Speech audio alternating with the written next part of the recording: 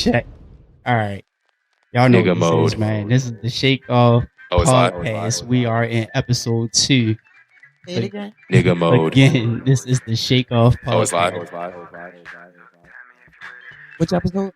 Nigga mode. Episode 2. Oh, it's live. Nigga mode. We are in episode 2. 2.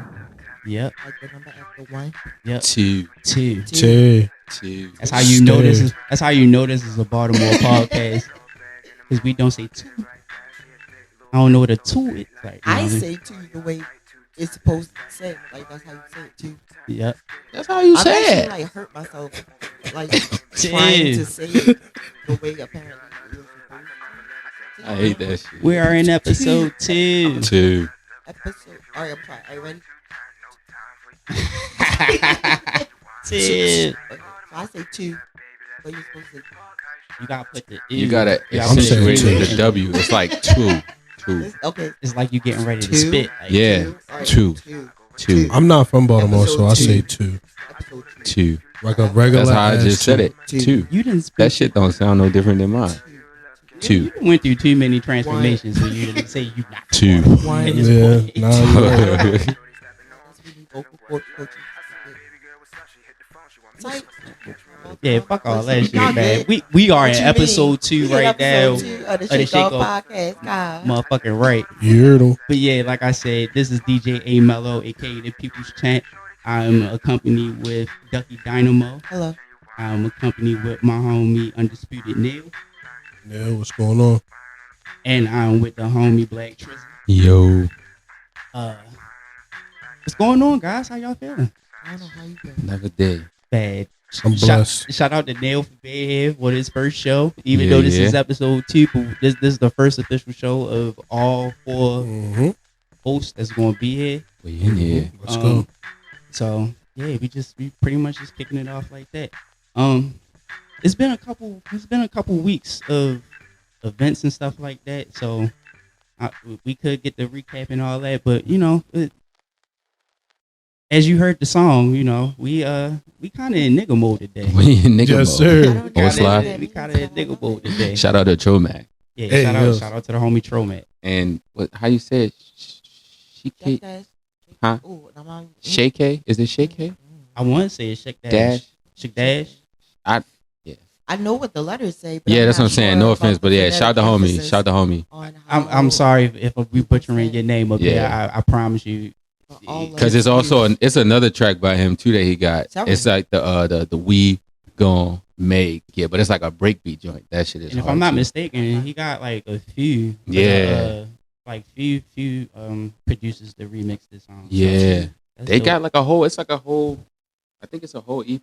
Yeah. I like the remember different seeing it versions, not yeah. too long ago, like a I couple think months Dizzy ago. did one too. I believe so. If anything, I just haven't heard him push it. Yeah, But I've heard the one that Tromac made yeah.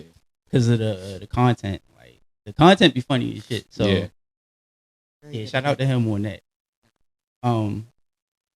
So yeah, like I was saying, it's been a while since we had episode 1. Shout out to our first guest, Mariah Splash and DJ Beast. Shout out to S. Dot too. He was in the building as well. But we're gonna have to get him on the mic one of these days. But since then, you feel me? We was talking about the Club Queen Championship that was held by Be More Than That. Amazing turnout, just as far as you know, it being the first one. Shout out to all the competitors. Shout out to TSU Kayla for winning. I had a strong feeling for Baltimore taking it home, but Jersey definitely showed up. They definitely showed up. I can't really think of who everybody that competed. I know Fendi competed. Were there who from Philly competed? There were a couple of them. I don't know. Unfortunately, I don't know that you have like the roster. I don't know if any girls from Philly per se, like they came from here. I think it was somebody. Jersey was definitely part of it. Yeah, it Shout was. out to Jersey. It kind of turned into a Baltimore versus Jersey thing for real. Yeah. But that was definitely good for the competitors. But Definitely awesome. Also, was anybody from New York? That's what I was gonna say too. I feel like there was a I judge think- that I was thought from there New was- York. Right. Again, I'm I can't remember how to pronounce it. That's why I don't know. Yeah. This, I just got one question about the competition. Lena, Yeah. how did she? The video that I seen. Yeah, I ain't gonna lie. Yeah, I had a lot of questions I about did. that. We should be cutting at this point. We should be cutting to the couple clips from Lena and the battle for real, because she was rocking. Yeah. She was definitely rocking. Yeah. But and I heard Kayla had a hard way too. Like I heard her bracket was crazy. So she beat a couple girls. yeah. Okay. So, but I surprisingly, you feel me? Lena showed up. If I had to say I had a big upset, it would be Nita, Yes. Like I also heard, yeah. I've That was never wild. seen Nita or any. I can't really recall any woman ever competing and wearing heels. She wore Yeah. heels. Yes. Yeah, I have She not pulled seen the out- clip she pulled yet, out and I'm like, where some the I boots. need I need to like see that. She Real pulled out good. some motherfucking heels. You feel me? It was just like, yeah. That's how she beat. I heard, yeah, I and heard about it everything. at was the just- And I was like in the booth, and they, oh my god. yeah. Everybody That kept saying was that at That shit was hard. the inaugural thing, and I'm like, damn, I need to One see of that. I the need first- the clip. So also something that was notable to me, and my highest spectator of this was there were, as often with competitions, of course, it comes down to the judges. And of course, not everybody is always happy with what the judges pick. Mhm. But a lot of situations, okay, what I understand, battles go as 1 and 2 win, okay. Sometimes we need a third, right? Go with third. The cause for thirds at this point, like at a point in time in the beginning, it was like, right, everyone seems like they need a third after a point, but then the points were being demanded. And it was like, what is that? And I feel like that was one of the first ones that people were like, hold on. Because the judges themselves have not, every single time it's split. It was like, okay, we can't keep doing this. Like, y'all have to pick something. And they're like, this is actually tough. Like, Yeah. we're not being weird. Like, Yeah. no, like, this is actually, we having a really hard time. Yeah. But that one with Nita, it was like, wow. Okay. Yeah. Like, I was done. Yeah. Do you think that is a consistent problem when it comes to? I wouldn't just say be more than dance. I would say, let's just say our battle culture as a whole. Mhm. Do you think that it's very difficult to choose a winner in our field? In 2 rounds. And In just 2 specifically in rounds? 2 rounds, like what are we I what are we looking for anymore? Ooh. Damn. See, now you kind of stumped me, right? Because I was going to end up sounding like an old head and shit. Yeah. Talk about how it used to be back in the day and shit. But nah, if from my perspective, if I was somebody that was judging in today's shit, I would just really keep that shit some general shit. So I would pretty much just be looking for stage presence. I would be looking for technicality and moves. I would be looking for cleanliness. I would be looking for those wow moments, those moments that is like undeniable. You know how I get when a regular battle going 2 rounds, you feel me, is just some regular shit. Yeah. If you just gotta one up the next person. But you'll get those battles where you'll have those 2 dancers that's at a high caliber and they matching each other energy, you feel me? And it'll kind of get tough. But I feel like I mean, from now today, you feel me, is like you damn they gotta fly. think about it. Like, Heavy on the fly. I'm sorry. to speak to your point though, I mean, consider again, spectator point of view, absolutely. That also again is what beats the judges, but even if not judging, like it is that creativity thing. I think that is kind of real important because like that's what wins a battle or what is memorable. Again, for example, the KOB that you won. What's everybody remember? It was my favorite thing. When you jumped over yo. Sure, you beat him, but you leapfrogged. Like that moment, Yeah. we all lost our shit. Like, period. That is the memorable moment from that thing. That's why, like that. To Yeah. us, like, again, our spectators just looking at you like, oh, yeah, he definitely won that. Fuck everything else is going on. I remember that. And that's what I It's mean. Like It's- that thing. What is like, again, like, who was it? Taylor on the table. Mhm. Again, no one else got on that damn table. So for her to do that and then like just keep carrying on, it was like, oh wow, ballsy in the moment. She definitely know her shit. Boom. Fire. Like that's automatically like a thing that I think sways that like you said, what are we looking for? Is that Yeah. again in presentation of a battle like Yeah. that's definitely that wow factor that I was. A lot of people don't. They don't know how to get out of their comfort zone when it comes to that. And that was something I had to learn. You feel me? Being a 5-time loser before. Nah, real shit. Like it take a while. You feel me for that shit to happen. But some people naturally got it. You feel me? Mm-hmm. I mean, it's other politics and shit. For sure. I mean, it just in general. You feel me? Like, some straight up shit. Like you gotta bring that shit. You gotta bring the energy. You gotta bring the moves. You gotta bring the creativity. Like the creativity gotta be shown in the moves. It gotta you can talk about telling a story and shit, but at the same time, you gotta come with the energy. You as if you want to win. Like I'm on. I would hope that stay the same, but with the evolution of dance and shit. I'm on some. I'm old school. I came up in a time where like you automatically just kind of had to be the better dancer, and I'm not gonna sit here and say that creativity wasn't a thing. You had to be creative, but you had to be creative within a realm and to the beat. Mm-hmm. And like a lot of people in our scene, they're creative. They'll pull some shit out, but it's like, did we forget about the music? Like, did we forget about the music? So then it looks a little unclean.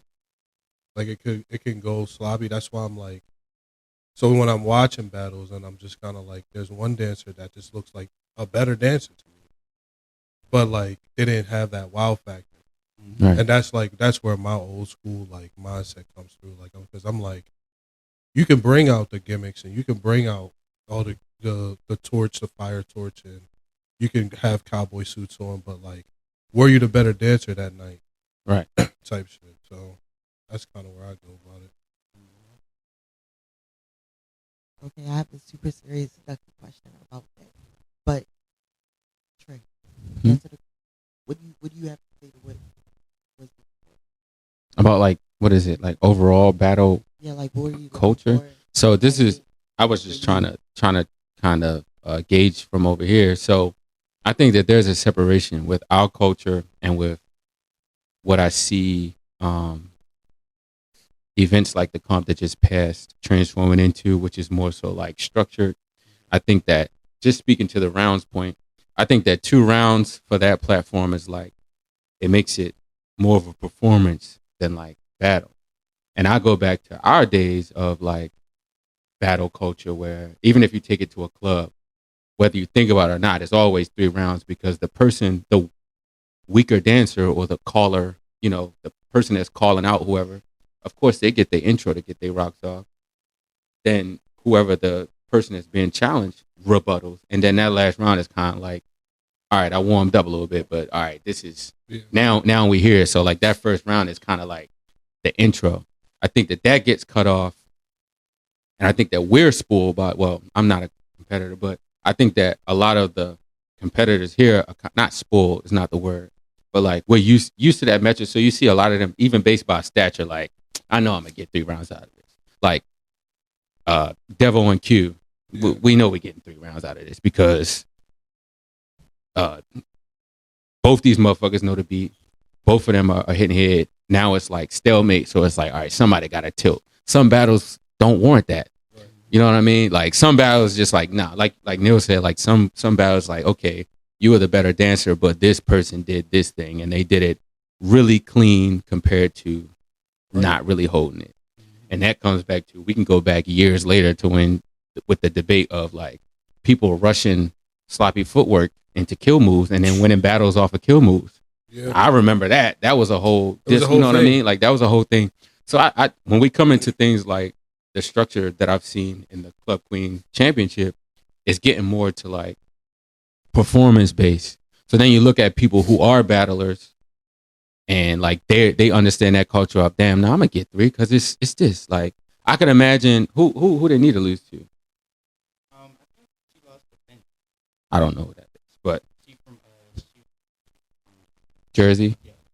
So I guess even in that stance, or Nita and somebody from the past, like in a match thing, it's like, all right, I know who I am. I know I won this shit twice. I know, motherfuckers. I'm either gonna win this or they're gonna give me 3. You know what I'm saying? Like, because that's already embedded. Because that's kind of what we used to. Like when we go to the docks, even whether you talk shit about it the week of or not, and I'm like, yeah, when I see you, like, I'm calling you out. That first round is your that's the anticipation built and applied. Like I told you when we got here, this is what it was.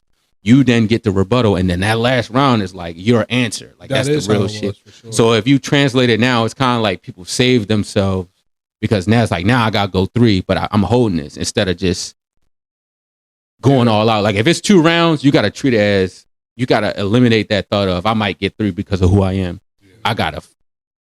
If I'm gonna do the move, I gotta do that shit now because it's now or never. And I think that with just the comfort of, the events that we hold, is kind of like people by certain statures are like, damn, I think for sure I'm gonna get it. And some are, but it's not, whether it's on purpose, it's like that shit just gonna happen. Like Devil and Q, I can go Devil and Q, Devil and Chase. That, like, you know what I'm saying? We think about battles where this shit not decided in 2 rounds unless somebody fuck up. Which out of those people, like, come on, let's be for real. Like, they, you know what I mean? You gotta really catch motherfuckers slipping. Yeah, you feel me? So I think it comes down to that. Like, but moving forward, I can see it's going to be an adjustment. I'm actually excited to see how this translates to the men, because if it's that strict 2 round, that means all that I ain't dancing to this, or I ain't this shit that, like, you got to go and you got to leave that out there, or you out of here, and then we going to hear about it later. So yeah, that's my take. Speaking of that, yeah, I think I gotta like make a public service announcement. Not even that. But wait, let me ask my But question. wait, there's because more. It's specifically about that, and therefore I think, yeah, Mhm. that's what I wait on. So you allude to it, you allude to it. Both practices kind of like at some point. I remember when. Yes, Mhm. all of us. Anyway, this is how it went. We went in the dot. We took to it. Oh, we start DJing. We would start DJing wherever the fuck club song we felt like playing at the time. And niggas would go to shake off to it. There was no go up to out and be like, "Hey, bro, change the song because I don't want to dance to this." There was no, "Oh, speed this up, slow this down." Mm-mm. Y'all danced to what was being played. Period. Right? And then, like, it wasn't a. It was. This is the time that was actually before these competitions. So, period of time, idea of only battle was right. That's it. I'm going to talk until the next week. Yep. So again, that idea of these battles being a performance is different, because now you are taking the thing as what it is, and definitely now shining it up on kind of like theatrical, and that is that part of that wow factor that we're talking about. Mm-hmm. So essentially, my question is that it also kind of sounds like we don't like the fact that it's not like that. We're kind of like, oh man, I wish it was this way, but it is what it is. Evolution, whatever. We'll figure it out.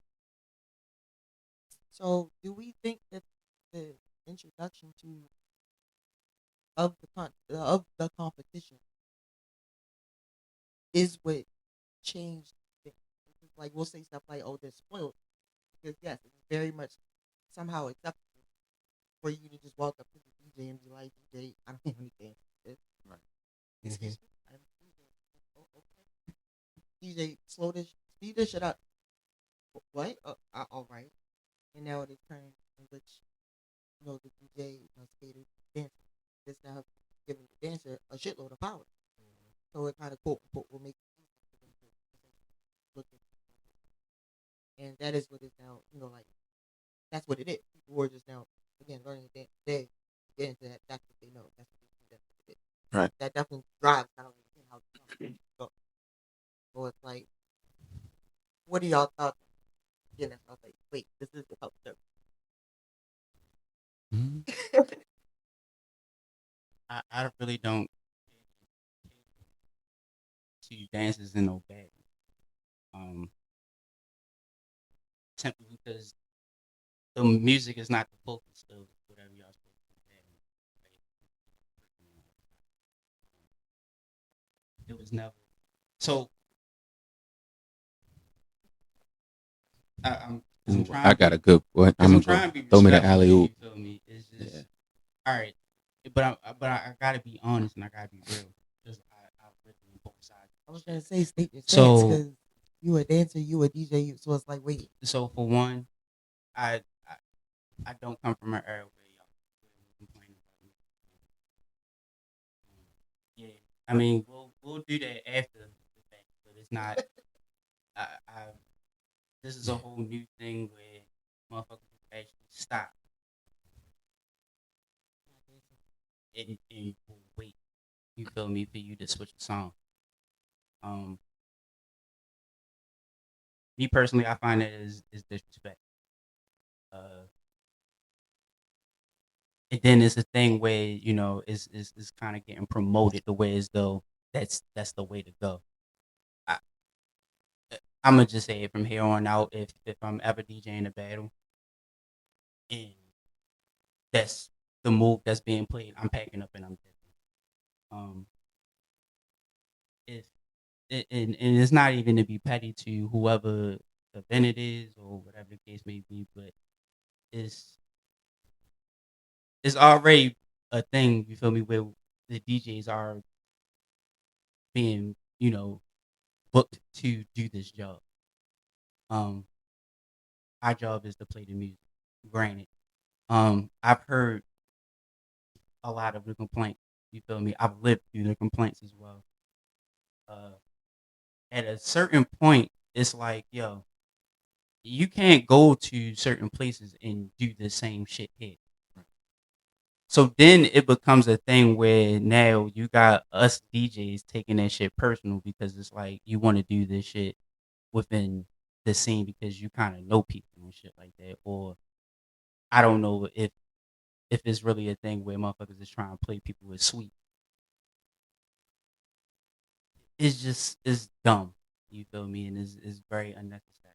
But as much as people have this stance or way as though they're gonna carry us as the DJs like that, I have a stance that I'm going to carry. As the dancer, I'm just going to dance to whatever it is. If I don't show up as the dancer that I'm supposed to be, that's just on me. Take it from me. If anything, I'm a loser before I became a king. So like, I have no excuses to really ride on as far as any of my outcomes of battles, other than me just not really showing up how I should. It just be what it be. I don't know if it's an accountability thing. I don't know if it's really. I don't really. I don't. I don't know if it's people really just practicing a certain song, and they just be expecting certain shit. Um, Other than the valid complaints that I've heard, as far as like us DJs bringing in certain songs, and they be like hella early. You feel me? Like it be a hella long intro and shit like that, and it's fucking up the momentum. Cool, I'll take that. That's some homework for me to go ahead and keep. You feel me? I That's cool. And then it really be just like y'all delivery with y'all opinions on certain shit. Like I said, shit be hella different. I'm about to push back a little bit. just a little bit. This is why you on this show, cause you want to know. I'm letting you rock, but I do need to push back. That will have that. I'll touch something after you. But I mean, yeah, for the most part, it's just as much as I know that I have a job to do with that, and other DJs that have been in these predicaments where motherfuckers have gotten carried like this, there has to be some type of mutual thing. You feel me? We don't meet y'all with no disrespect until y'all either get on these pages or your page or just in person. You feel me? Just be carrying shit a certain way. That shit just wow. And then I'm supposed to, you know, like not not reciprocate this energy based on me having to be a professional at this venue, protecting whatever brand it is that I represent, and like it's just, but hopefully there can be some type of respectful dialogue amongst, I guess, DJs and the dancers, or just really Respectable dialogue. Period. You feel them? like I don't really. It's just a way to go about things. That's you know what I mean. Like everything don't gotta be straight jabs. Like we can have the uncomfortable conversation. Or we should be able to voice opinions and they differ or they clash and it not be end all be all. Like, yo, I ain't really fuck with that. All right, cool. Respect. I ain't really fuck with this. Heard you. You know what I'm saying? Like maybe next time let's do this. Let's drop the tracks at the drop since it's a battle instead of saying in a rant, oh niggas his ass on the, you know what I'm saying? Because that's not. That be the part. That's, you know, it's the delivery. It's the delivery. And again, that comes back to some deeper shit, especially within our community, of just people being comfortable with talking to people a certain way because of history. That's a whole nother thing. What I wanted to touch as far as this is me addressing old days again to people I hope are listening, right? You know, want to know what Miss Jones taught me when I was in SOE? Shout out to Miss Jones. Miss Jones, yes. You know what we used to do? She used to host in practice we used to do not even just mock random battles, right? And you know what happens in these battles? You know who's in control of the music? Nobody. Put a mix on. When it's your turn to go, you go. That's it. If you run out of time waiting for the drop, that's it. And what that taught dancers of at least my era was how to fill time. I never learned how to like pop and shit, but you either building up or you filling it out until you get that drop. Again, coming back into current days, it really boils down to motherfuckers are spoiled because behind their stature. And it's realistic. It's not I ain't trying to hear nobody barking at me about truth shit. Like now, a person, let's say like Neal is a person that can request the track to be changed, whether he does it or not. And this is the differences in statures that I'm because I watched it happen. So let's say Neal battles. It's like, I don't know his name, but it's like a dark-skinned dude who's always at everything. He was at all of Ducky's dungeons. He was like at the Crown. Chauncey? I can't remember. No, Chauncey got the locks. He was just a dark-skinned dude. But he used Chauncey. All right, cool. So like, so Neal versus Chauncey, right? Let's say Chauncey get like some Big John shit, hard drop, boom. They're not metered as the same dancers or whatever like that, but Neal gets a drop and it's whatever. Like it's not a hard drop, not something. It's hella time for him to build up, and he go like this. Like he has that stature because we gave him that stature. Again, this is not to be offensive. I don't really give a fuck how you take it. It's not to be meant to be offensive. It's the truth in it, right? Neal, we've given Neal that stature as a community because Neal is who he is, undisputed champ, right? He has that power based on his stature. Now let's reverse it. Neal versus Chauncey. Neal gets the hard drop. Right. Fuck to drop up. He's already won by odds if you compare these two people's stature, right? But let's apply. It's Chauncey's turn and he gets a bad drop and he doesn't really get a chance to even rebuttal. Mm-hmm. But it's done. So he like, damn, I can't get nothing. And based on his stature, it's like, what the fuck you talking about, man? All right, you done. You lost. You know what I'm saying? You understand my point? Is like whether we realize it or not, and I think that applies. Maybe I could be wrong. I think that applies. I don't think it applies in like World of Dance or no shit like that. I think you choose your shit at that either way. Yeah, but somewhat. Do you choose your music in Red Bull? No. There's multiple alleys where you get to choose your music. Okay. It's just a way. I don't mean to cut you off. Yeah. I don't. Fill it in. It's just a way of. It's just a particular way of Baltimore culture. Yeah. Is we are the greatest freestylers ever, and dancing wise, we're going to show you. Yeah. Like, and I understand that wholeheartedly because just like everyone else, I was raised on that. I was raised on go in, and you become the instrument to the DJ.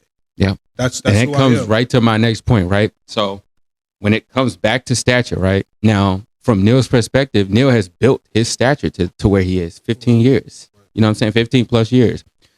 How do we now implement an entire new,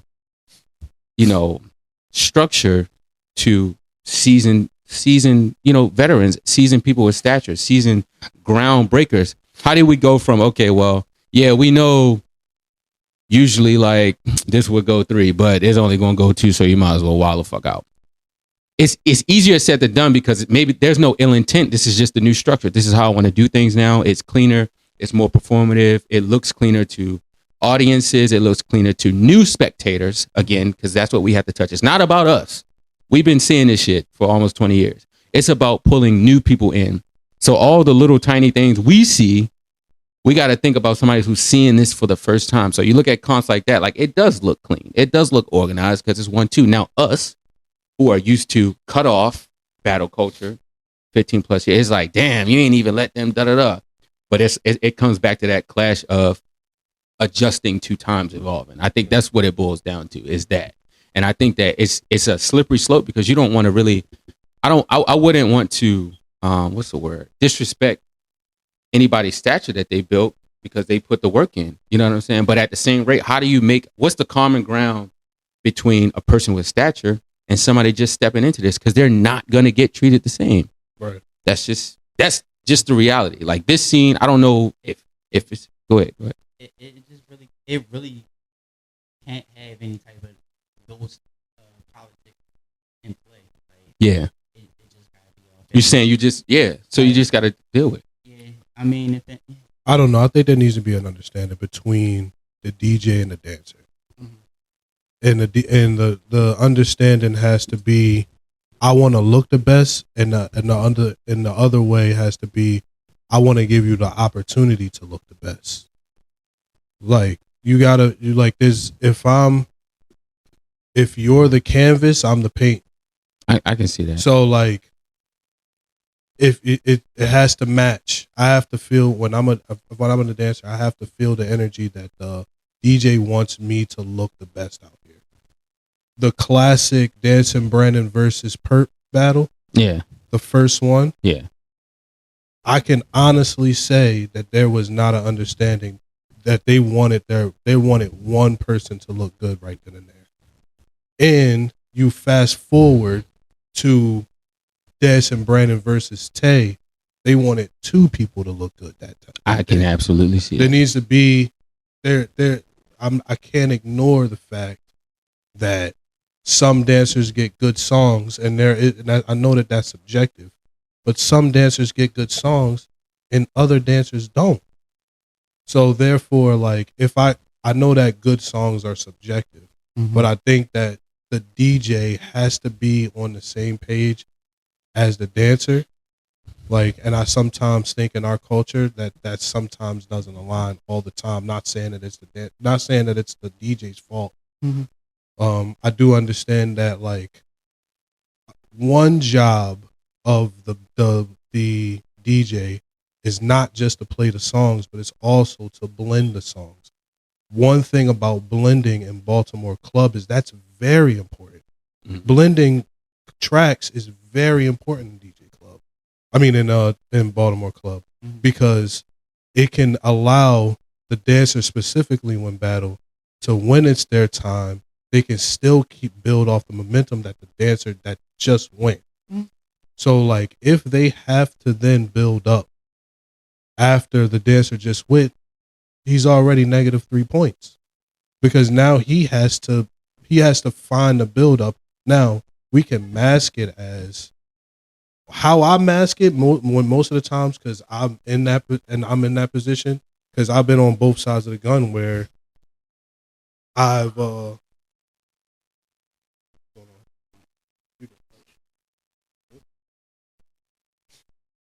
so I've been on both sides of the gun where I was the one that had to get build up, and then the person that I was battling was the perp. I was the dancer Brandon, and he was the perp. So I've been on that side of the gun where I'm just like, I don't think that he had a good opportunity to showcase who he really was based off the canvas that was provided for him. If he's the canvas, then he has to be the paintbrush. I don't think that he had that good opportunity.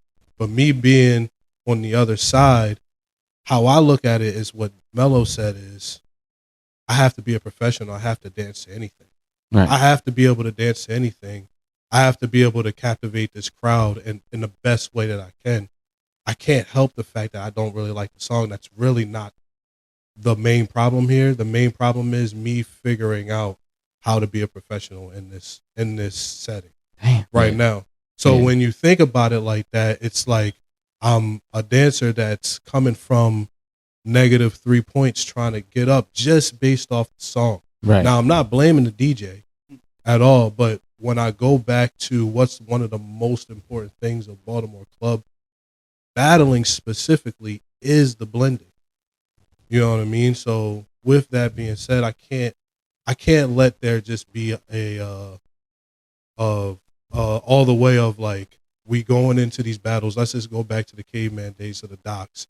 We're going in and whatever Big L is spinning, and we just decide to battle at that time. Yeah, we got to battle. That's just, but like, there's no judges in there. Yeah, there's no $5,000 on the line. That shit matters. Yeah, that's kind of that's really what I was asking about. Like that aspect, period, is what kind of made it that like, okay, well, things are different because again, when you were in the box, you weren't battling for any particular thing except proving that you was that shit. Yeah, that's all. You know that, or you was better than that was about it. And that you was skilled at what you was doing. It wasn't the case of I'm about to get this title, I'm about to get this rack, I'm about to get, that kind of like commodification of it is like what put things in place to allow like start talking. Yeah. So everything you were saying, Neal, I definitely understand that. But yeah, I just take it back, I guess, to just the delivery of how motherfuckers try to express that, right? Yeah. It be like,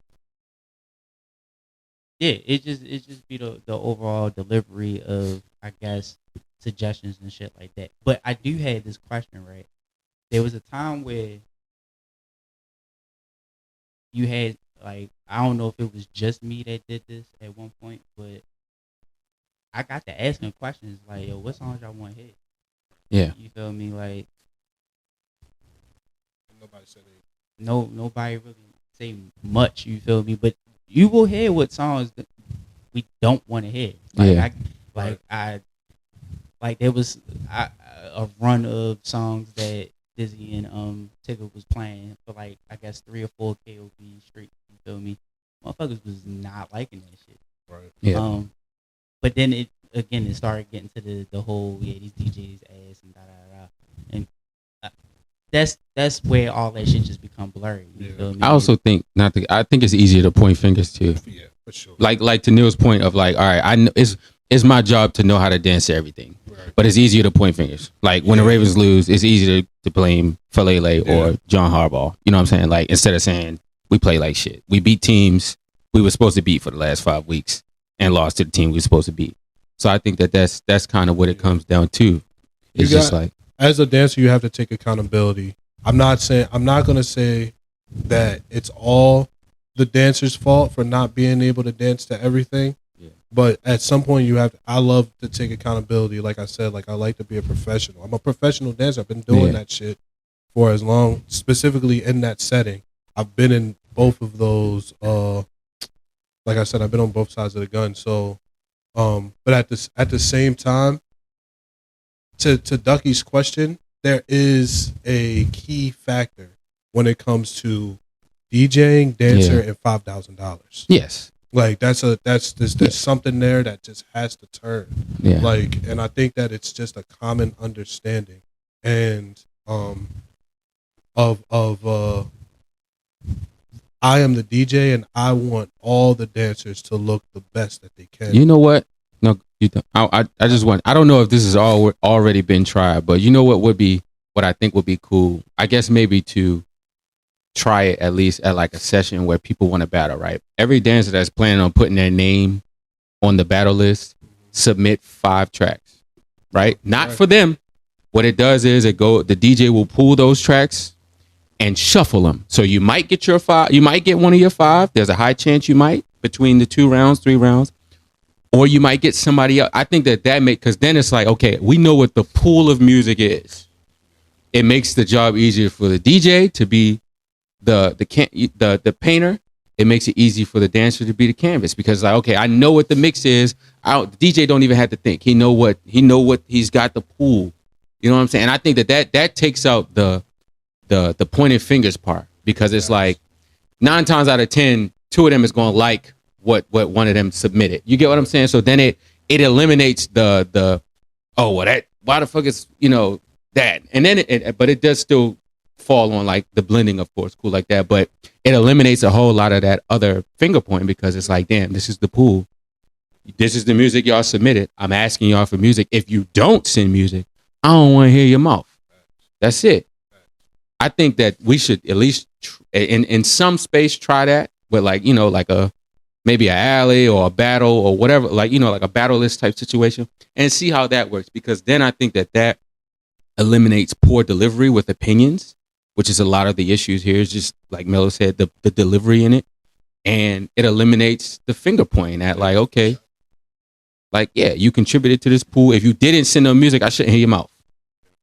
Period. I think that should be tried. At least I think that eliminates a lot. Maybe not in enough time for the comp, but at some small scale should be tested. I think that will work pretty well.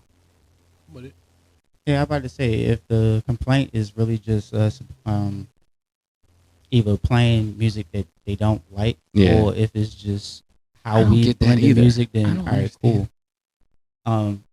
That could easily just eliminate those 2. Yeah. So that's fine.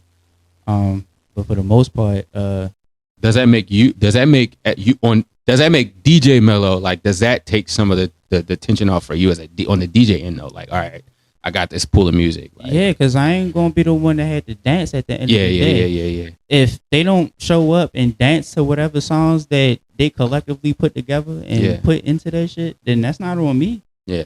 I'm sorry. It would be on me if I was mixing poorly. I'll say that. I got you. But the scene, me personally, the scene, they know me. They know my work as far as how I mix and shit like that. I kind of don't understand how like people haven't gotten a little accustomed to it. Mm-hmm. But again, if the small adjustments is needed to make this whole thing smoother, then I'm fine. I'm cool with that. And I'll do that. My bad. And I agree with you when you say the word adjustment, because that's what we should be doing as battle dancers or competitive dancers in this thing. We should see who is on the sticks and we should adjust. Period. And like I said before, whoever said before, nobody can really do what we do. Specifically freestyle the way we can freestyle, and we are a jambalaya of styles, so therefore like we can adjust, but at the same time, I think I don't really necessarily think that there's necessarily finger pointing. I think that you specifically, Mello, are the person that they go kind of hard on pause, but at the same time, like, there needs to be accountability on both sides. Like that's kind of where I'm at. We need to be like, I'm fucking up, you're fucking up. Let's I think Trey gave a good solution, a quick solution. You know what I mean? But I just think that there's miscommunication between DJ and dancer when it gets, and I think it didn't just start with you. This goes back to second KOB, first KOB. Yeah. Like, this is just because for a whole year, that Brandon and Perp battle was talk for the whole year, and then I remember when Perp, like, I think he stopped. Yeah, bro, he had "Are You Ready?" Yeah, with no drop. Yeah. And then immediately when it was up more Brett, it was just like he got the drop, and that came back to Neal's point of like, there was one dancer that they wanted to look good, and then there was one that they didn't care to, and then by the finale there were 2 dancers, and that comes back to like, stature. You know what I mean? Like it's like the stripes that you've earned on the outside apply to the big stage, but it's like how do we keep the ground calm? And I think also like when it comes down to like poor delivery and shit, it's like it should be business is business. You know what I'm saying? I'm not gonna be dancing and I'm not gonna feel away because Mello my homeboy and he gave me a bad drop. He should know because he my homeboy to play hard shit for me. Nah, business is business. It's a competition. You know what I'm saying? Like I think that has to be left there. Like personal needs to be left. This is a competition stage. I'm not your homie right now. I'm DJ AyyMello. You are dancer. You are dancing for this prize. I'm DJing for what I'm getting, what I'm making here. So I think that's another thing too, is just separating like the personal shit from when it's time for business. Like we here to do what we here to do. Like you gonna be my homie after, even it's like if you end up battling your homie, it's like, well, you've been in that situation, Mello, right? Yeah, it's like I love you afterwards, but right now we ain't cool. I think that should be respectfully applied, not on some fuck you, but like, yo, this business right now. This is what we both love to do, and we're gonna do it to the fullest of intensity because this is what we love. I love you to death, you're my bro, but this business right now, and that should be the same thing between DJ and dancers. Like, yo, cool. And I think that I think that it is also healthy, after certain benchmark events that we've had, to have those discussions because everybody's always going to have an opinion. But again, down to the delivery, I would love to have healthy conversation. Like, all right, what didn't we like about that? Somebody's always going to feel like somebody got cheated. Somebody's always going to feel like it should have went 3. Somebody's always going to feel like the DJ's choosing. But where's the space? Plug City Hall. Where's the space to come back and discuss these concerns in a healthy manner? You know what I'm saying? Like, and gauge a general consensus for Baltimore club culture. If we are to be the curators and protectors of Baltimore club culture, and I speak to us, y'all's contribution to the scene is 10 times more than mine, but we are still cultivators and protectors of the culture. We have to be the ones to create and uphold that space for the business, like the business discussions to be done. We got people like Neek that handle the literal business. They handle, the benchmark business, but when it comes down to holding space for opinions to be discussed safe, not safely, but respectfully, and you can get results. Because one thing about me, I wouldn't want to voice my opinion on like a Facebook post and I'm not getting no results. All I'm getting is motherfuckers barking back at me. And now we talking about shit that has nothing to do with what initially, my initial, or now you're trying to sway my opinion. And I can't gauge your tone because we typing, we not talking. So now I'm like, well, what the fuck you mean? What you trying to say? I wish everybody gave Ducky's town halls a chance, yo. Yeah. Like, shout out to everybody that has shown up so far, but like, yeah. That's why, plug that. There has been attempts, you feel me, to where as though motherfuckers are trying to have these conversations and be able to collectively put together some shit, you feel me? And it's like, I for some reason, I don't know. Like I get life happens or whatever the case may be. But if we're gonna try to make some changes or whatever the case may be, like we need to, have these conversations. We need to show up when these spaces are being presented and stuff like that. And we gotta pay attention. Yeah. I hate to say it. You feel me? It seems like you'll get the most people attention when it's something so small. Yeah. Or negative. Yeah. But I'm a just keep it on something small, like as far not even small. I'm gonna say more narrow. Yeah. Versus the bigger picture that you have some of us that's within the scene that we see and we are experiencing. So it's like us having just these competitions of our own, you feel me, and having these type of outcomes and then having these different types of criticism about certain things. We should be able to have these conversations and make these changes and make that shit bigger than anything that we've ever seen in any other place. Respectfully. Like we have that power. You feel me? Like just as much as the entity that's throwing any event, like us as the consumers, us as being the talent that is supplying this thing, like we do have a voice. You feel me? So I just encourage everybody, to use it better. Yeah. I'm not gonna say use it more because I mean, we talk like maybe the way that we talk it is just like a reason why it doesn't really get across how it should. But overall, we just gotta learn how to talk better with each other to be able to make whatever changes that's needed. You feel me? That's pretty much it on that. Anybody else got something to follow up with that? There are spaces held. That's all I'm gonna say. There are spaces held. There is also a thing that I run into. Let me set my little.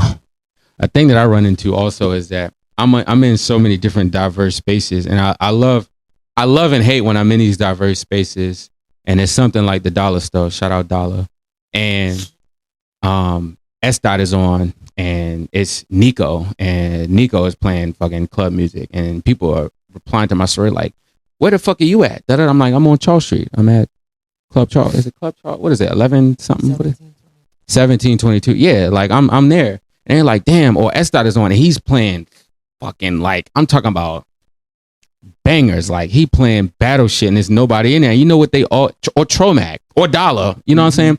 And it's like every time I talk to them, and I'm gonna drop this as often as I can. I dropped it probably on the last one. Every time I talk to them, any one of them who has a platform who will play club music at will in New York, overseas, Florida. I think Tromac plays something in Miami or is doing Miami something. You know, they are. That's what you're hearing from them. You see that name, you might, you're gonna get some breakbeat, you're gonna get some girl tunes, you're gonna get some ass shaking stuff for the women or whatever like that. But like you're gonna hear that. They're gonna say that, and the thing that they say to me that's so common is like, damn, I wish I could get more dancers here. Cause me, like, I'm, you know what I'm saying? Like, I'm just like, damn. I ain't gonna lie, yo.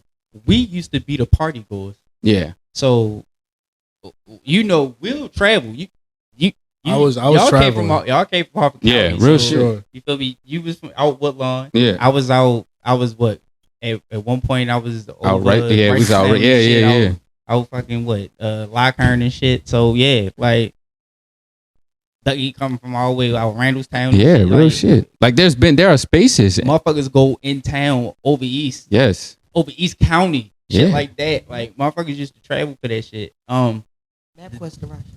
Real shit. $350 for the day pass. And that was with the lack of It's like information. $5. Real shit. That the way that the internet go now, like there wasn't an Instagram back No. then. No, it was just Facebook a MySpace, wasn't or you wasn't got the actual as flyer fast and on shit. your car, or You had the set up in flyer. mall. Callie used to And come to downtown Woodlawn right? and drop the flyers off. That used to make me feel like the man. Like, motherfuckers was dead. Yeah, used to come give you a stack of flyers. Yeah, like come on now. And I used that to. text line. There was a line that you could text because there was only text messages, and it was the docs had one. Oh yeah, yep. Whatever. I You forgot got the what you got the I text. forgot all about Yep. that the number. shit. It was Yo, like, yeah, Y'all text forgot back about by the then. text. Yo, The text was the text. Yeah. that was broke nigga That was the shit, golden. yo. You got the text. I ain't saying My I ain't version saying of it as a broke nigga bad shit was thing. that I'm I saying would that just was be real Yeah, shit. and it wasn't no Yeah, screenshot yeah. back then. So how do we used to share it? I think you used to forward it and then Yeah, and delete the forward off of it, Yeah. so it looked like the original text. I had a I fucking think niggas rumor. saved the number as the fucking Yeah. Really, like before you could just screenshot and send that shit, you had to do. But that's what I'm saying. We went through all these lengths to get to these different spaces. And I'm like, these, Without complaining, and would still pay a cover.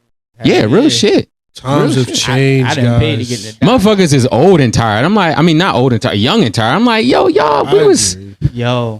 I'm like, y'all young and tired. What Did the all fuck? that trekking and dancing. Yeah, and like, yo, It was just man. what nights a week too at that, not just on a Friday, no Wednesday, Thursday. Yes. like bro. Same. Remember Also- breaks? Remember like spring break? You would party from like Wednesday to Sunday. Just wanna stop.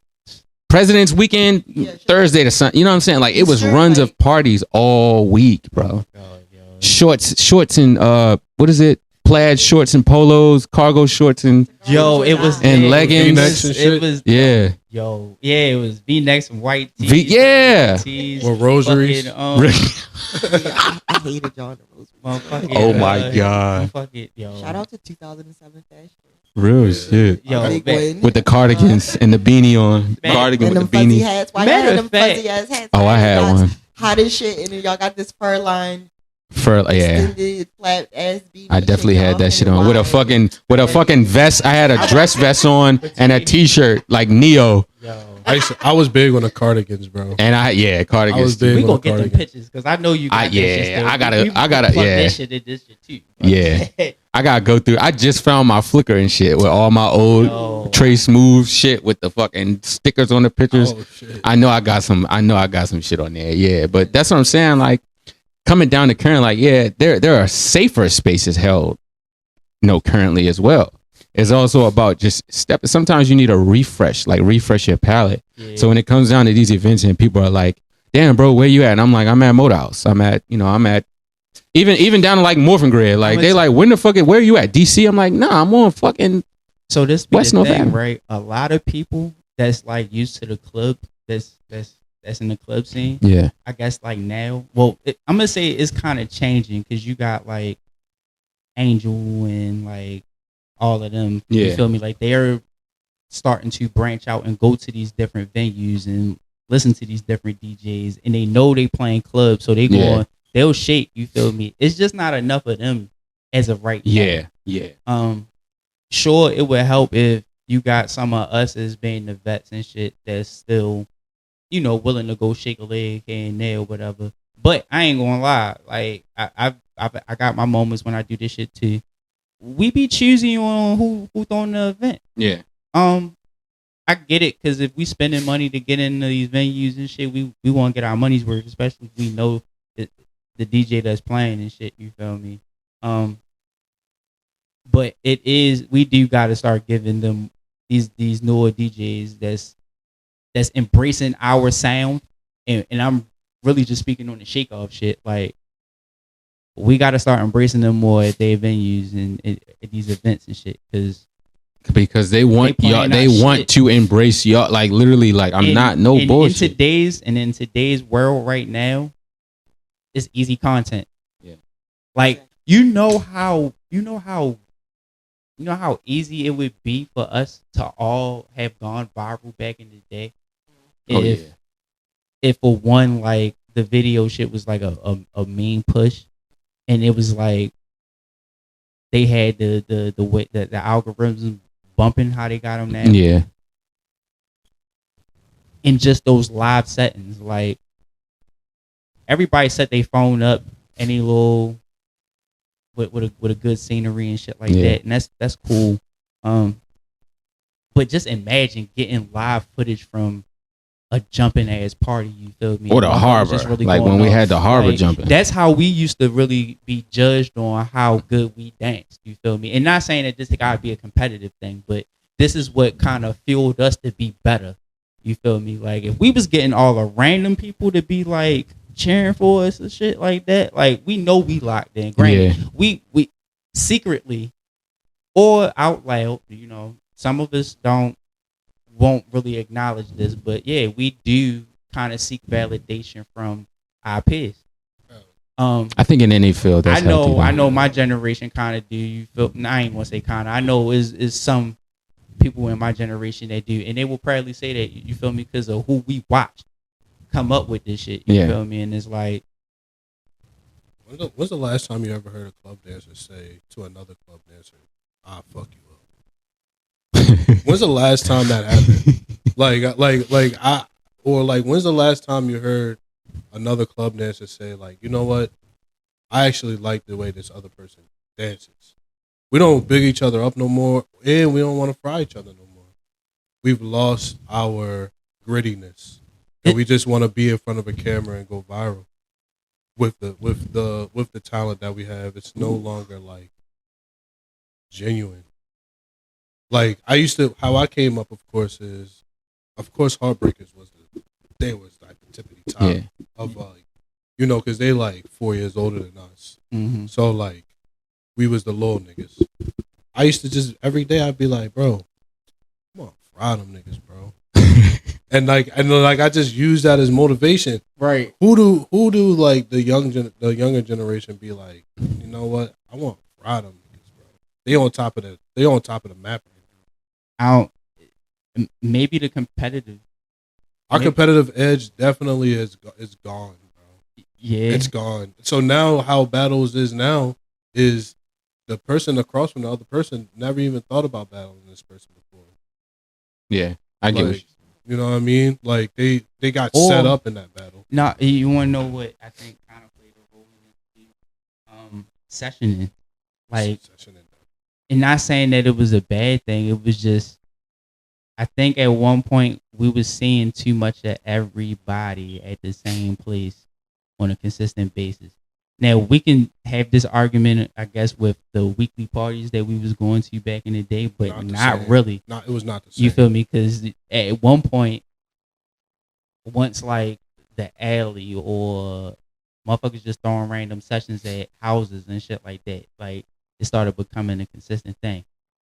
Also, I think it was the not even the integration of the integration of groups. I'm gonna say more so multi groups mingling all the time and dancing under each other. You feel me? Like it's just far as just chilling. You know how like prime example when I had the sunroom. Yeah. You know how like how the people came through. You feel me? Or how that was a session. How Monty House shit. You feel me? Like that how. Granted, G's was there, but then at the same time, it was just that was like, more of a family environment. Yeah, for sure. But at H's too. You feel me? Like at times, but until it's just H's shit. Like that shit was shut down. You feel me? Like no randoms was coming through. Like you ain't even had to dance. But if you wasn't locked in with them, if you wasn't H's or whatever group, you feel me? Like motherfuckers wasn't like always there. While it was a good bonding thing, I feel like it kind of took away the competitive edge because you kind of knew what to expect. Motherfuckers was like, granted, like you can get the challenge and sparring with motherfuckers, but then at the same time, it was like, it like you said, nobody really wanted that to be that top dog. You feel me? Yeah. Until top dogs get talked about. And then people feel left out in certain cases. Yeah. But it'd be like... I came from Chaotic was a very aggressive group. Yeah. Like when we were very competitive within each other. So when Chase came in the room, I already know what he's thinking because we're both thinking the same thing. I'm the best dancer in this room right now. And I'm about to show you multiple ways, pause. But like I kept that mentality when I go into sessions, when I go into like every time I was on some like going into a room with other dancers, y'all gonna have to show me that y'all better than me. Yeah. And I put that vibe out there every single time I went. So like every time I went to a session or everything, it became that was the energy. Yeah. And like now I've been chilling. Like, I haven't really been on that type of time. Of course, I'm getting old. I'm 33. So damn. It's like, I had to. Oh, yeah. That was perfect timing, too. It was like, you 35? You 35? But, like, that's not the energy no more. Yeah. That used to be the energy. Even in the docks. You get into the dock circuit, you go to the speaker. Everybody wanted to be that best dancer that night. Yeah. Like, nobody was, we was all competitive. It's not, that energy is not there anymore. Yeah. Back and real, just to piggyback that real quick, when I spoke about like the business thing, as soon as you mention Chase, the first thing I think about is you versus Chase hit the docks. Yeah. Now that's a perfect example of, yo, I love you to death, you my bro, I'm about to fuck you up. Yeah. Because they was not friends during that battle. No, but right after it's like, well, nah, the debate on the way home was still crazy to this day. But in that's a perfect example of like, yo, I fuck with you, cool. But it's the same thing. It's what you said. It's like, it's that grit of like, yo, this is what we love to do.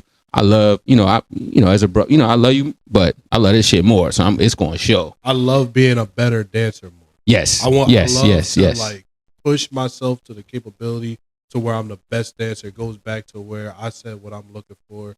Specifically, if I was a judge, I specifically want to see who's the better dancer. Yeah. You can pull that creative thing out, but if it's not clean, you're not the better dancer. Yeah. Like you just did that thing. Yeah, you just did a thing. Yeah.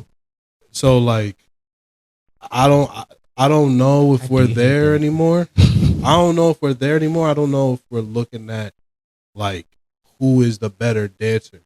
who has the better dance style and who can put this shit together the cleanest. Yeah. Like I do know that we say that that's what we're looking for, but like I think going back to like the first topic, like when there's judging and I'm looking at Lena and I see her battle, I seen that battle, and like I'm looking at that battle, I'm just like, there's no way she lost this.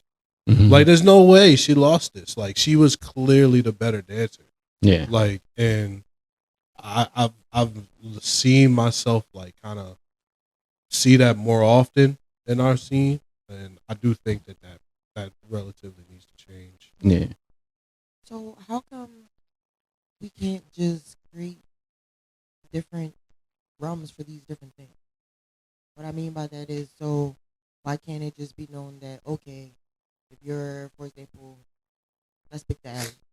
If you come into the alley to come battle, you know that these are the conditions, and say they are the things that, like, say we bitching that we remember from the old days. So if you come to the alley, you want some battle shit, this is what you going by. Yeah. What we talking about. You're not picking the music, you're not this, you're not antagonizing people. It is this, it is that. However, then we know that maybe in these competitions, it's this. You know, we know that it's rules, you know, like now.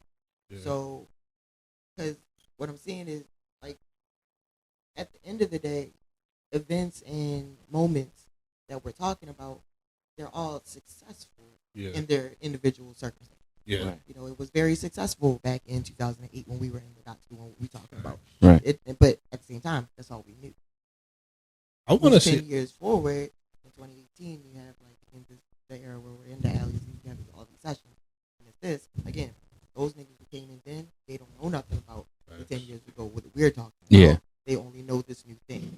And so now this new thing is in this competition realm. That's what they know. That is the standard. And that's why, again, there is like a rift between the generations. Like, I don't know how we're getting that. Where some of us are like, strange. Okay, I don't know. And the rest of people are like, what the fuck you mean? Like, Yeah. this is what it's supposed to be. Why can't we just have all that shit? And You just know that, like, over here is that, over here is this.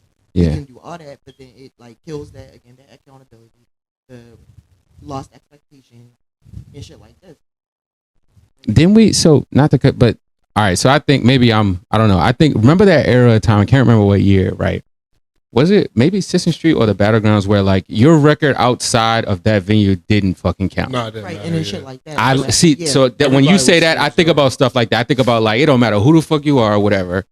In this space, in this like smaller league, that shit don't mean nothing. Nothing at You all. are 1-1. You are 0. You know what I'm saying? Like everybody is boom, and there was like points. You know, like a You're point not system. using your dancer I like that. I like also like, you know, these separate leagues tailored to like Ducky said, tailored to this style, and then like the benchmark events, and then the big stage. If you know you're not a big stage person, then you dominate these other leagues, these benchmark events, these in betweens, these alleys that go by these rules. That's what I And mean, then- because like by what Neal was saying, like for example, you're like, no, I don't care. I just need you to be the better dancer. The theatrics don't matter. The creativity don't matter. Yeah. The swag in the crowd don't matter. How many friends you got don't matter. How many, you know, like followers and likes and shit. It doesn't Yeah. matter. Did you dance good or not, bro? Yeah, That is the thing, and Yeah. that can be the realm for over there. yeah, So yeah, therefore, you know, if you are, you know, somebody who essentially your meter of how good you are is how many TikTok thingies you have. Right. Maybe you're not going to this particular event looking look at the battle because over here is this type of thing. That's just not your shit. yeah, So we're gonna go hang out over here. And That's fine. Like that's ultra cool when you battle over there. yeah. And then it also offers you, like Neal made a point earlier. It offers you an opportunity to either adjust or conform. You know, comply with Yeah, your yeah. space or adjust. So like again, like if you know you're not a theatrics, you're not a big stage person, you dominate these smaller leagues, and then at some point you decide like, damn, do I want to evolve to that big stage? But you now have that choice. You're like, damn, all right, do I want to start working on some shit?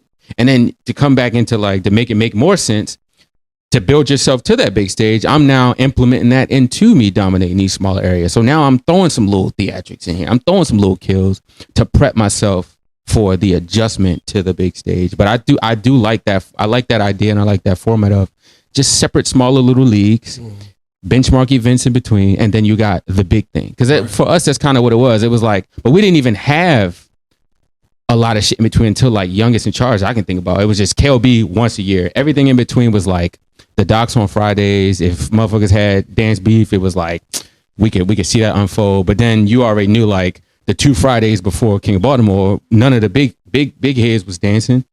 So that was the time for the little niggas to shine. So that created opportunities in itself of like, damn, you know what I'm saying? So I think that seasons. And I think now, I don't know, like I like that idea though of just having. To be clear, theatrics is important. Yeah. Oh, no, I was just go ahead. Theatrics is important. Creativity is very important. Me, when I say who's the better dancer, is just me bringing all that stuff together. Right. Like and that's one thing. And how? And I'm curious. I'm curious to know because I've been in the scene for a long time, and I haven't really had an opportunity to see the club dancer pick his own tracks. I want to see how that happens in battle culture, and switching it up and kind of taking the DJ away a little bit and focusing on them being the best with how they prepare. Yeah, like and I don't think that I have a good chance to represent that. I don't know what is uncool about that, because every time I bring that up to a common Baltimore club dancer, they brush it off. Like, and I'm just like, why don't you want to pick your own songs? I would personally say it would look like prelim. It would just be 2 rounds of prelim. Of course it's timed. Mm-hmm. One, it's timed. 2, it's, I don't know, man. I just want to see how it looks. Even though prelims, I understand the prelims thing. Not to say that prelims is uncool or not, but like I want to see that in a battle scenario. So this is how I can kind of see that formatted, right, to where as though it can fit. So if you pretty much are saying like you would want to see two competitors battling to their own music, right? So say hypothetically, if we go back to what Trey had suggested as far as like the dancers bringing like picking their tracks, right? So say like if we had them pick about 8 tracks, that would be for battles, 2 rounds apiece. You feel me? The 3rd round, let the DJ play whatever they play, right? Right. So out of all those 8 songs, you feel me, it's gonna be a toss up of whatever they pick. Mm-hmm. And they mix. You feel me? The DJ would mix them shits. You feel me? Because it'd be created as far as each dancer that's competing. What's going to be the excuse then? I want to know if they lose. Right. I do, but I want to know the issue with picking your own song. Like you just gave a scenario of like picking your own song where it looks as if it's a little drawn out, which I do understand. But what it is eliminating. It's eliminating something that I don't know if we've been complaining about, but it's something I've always complained about: cutting off. Okay. It eliminates. My bad. It eliminates cutting off. It eliminates. I guess overall sloppiness. You're not like you're not feeding off the adrenaline of somebody else's round. Mm-hmm. You're stopping, and you're going. There's elimination. Now we get to see each dancer to its full potential in a battle setting. Now, I do think a con of that is when you take that away, you are eliminating some of the battle culture that comes with that. Mm-hmm. Like I do understand that, but I don't think that that's like difficult to overcome. In a like we could like they could incorporate it where it's like more of a battle setting than not. You know what I mean? It's still 2 people going after another. Mm-hmm. So like, I did that in Vegas. Me and Spaz did that in Vegas. We got to pick our own songs, right, in Vegas, and it just felt cleaner. It just felt so clean. Like I didn't have to worry about like. It was actually one of the reasons why I lost, because I was so used to like feeding off another dancer, and that dancer like completely broke everything down for me, like from start to finish. I seen everything that he was doing, and like it's just something that I'm just not used to. You know what I mean? As a Baltimore Club dancer, and I start questioning the culture in general. Mhm. Like I'm like, why can't we do it like this? I feel like that can be like the small alley that we Yeah. talk about till when they get to the big stage where it's like the normal shit. But at least they know how to really pace themselves. It's really all about pacing yourself. How many battles have you seen where it's like this person probably would have won, but they was just too much, too fast, too soon, didn't wait for the beat at anything, just went, and they're just all they're doing is basing off the momentum of someone else. Mhm. They didn't really like stop and like really pay attention to what they're doing and what they are listening to. Mm. If that was the thing, then that would have probably been a better outcome. Again, I'm all for the dancer looking the best that they can. You know what I mean? Like giving the best ability that they can. Yeah. I can respect that. Like, you had anything to add? I had a question, but then I forgot. Sorry And that's about why I that. was sitting there like, wait, what was I about to ask? Because, so again, I'm spectating a little bit. I know what it is about picking songs, and you kind of answered it, Neil, in what you were saying when you said that whole choose the song thing kind of peels away a little bit of the innate culture that we know, Yeah, and that to me was touched on when y'all were talking about again. It's the freestyling. yeah, And the point is, I'm a better dancer than you because how many times did Boys by MIA come on in the middle of the set and niggas continue dancing and battling and was frying? yeah, So it is one of those, I don't give a fuck what comes on, I'm about to try you. Yeah. Right? Yeah. And so that's one of those elements. So if you get to pick your song, like it's almost one of those, it's so easy for you because now it's rehearsed. It is not a freestyle. And I think part of that thing that we come from, again, at least for me, always just standing on the edge of the circle looking at everybody. It was that random factor. You know, Yeah.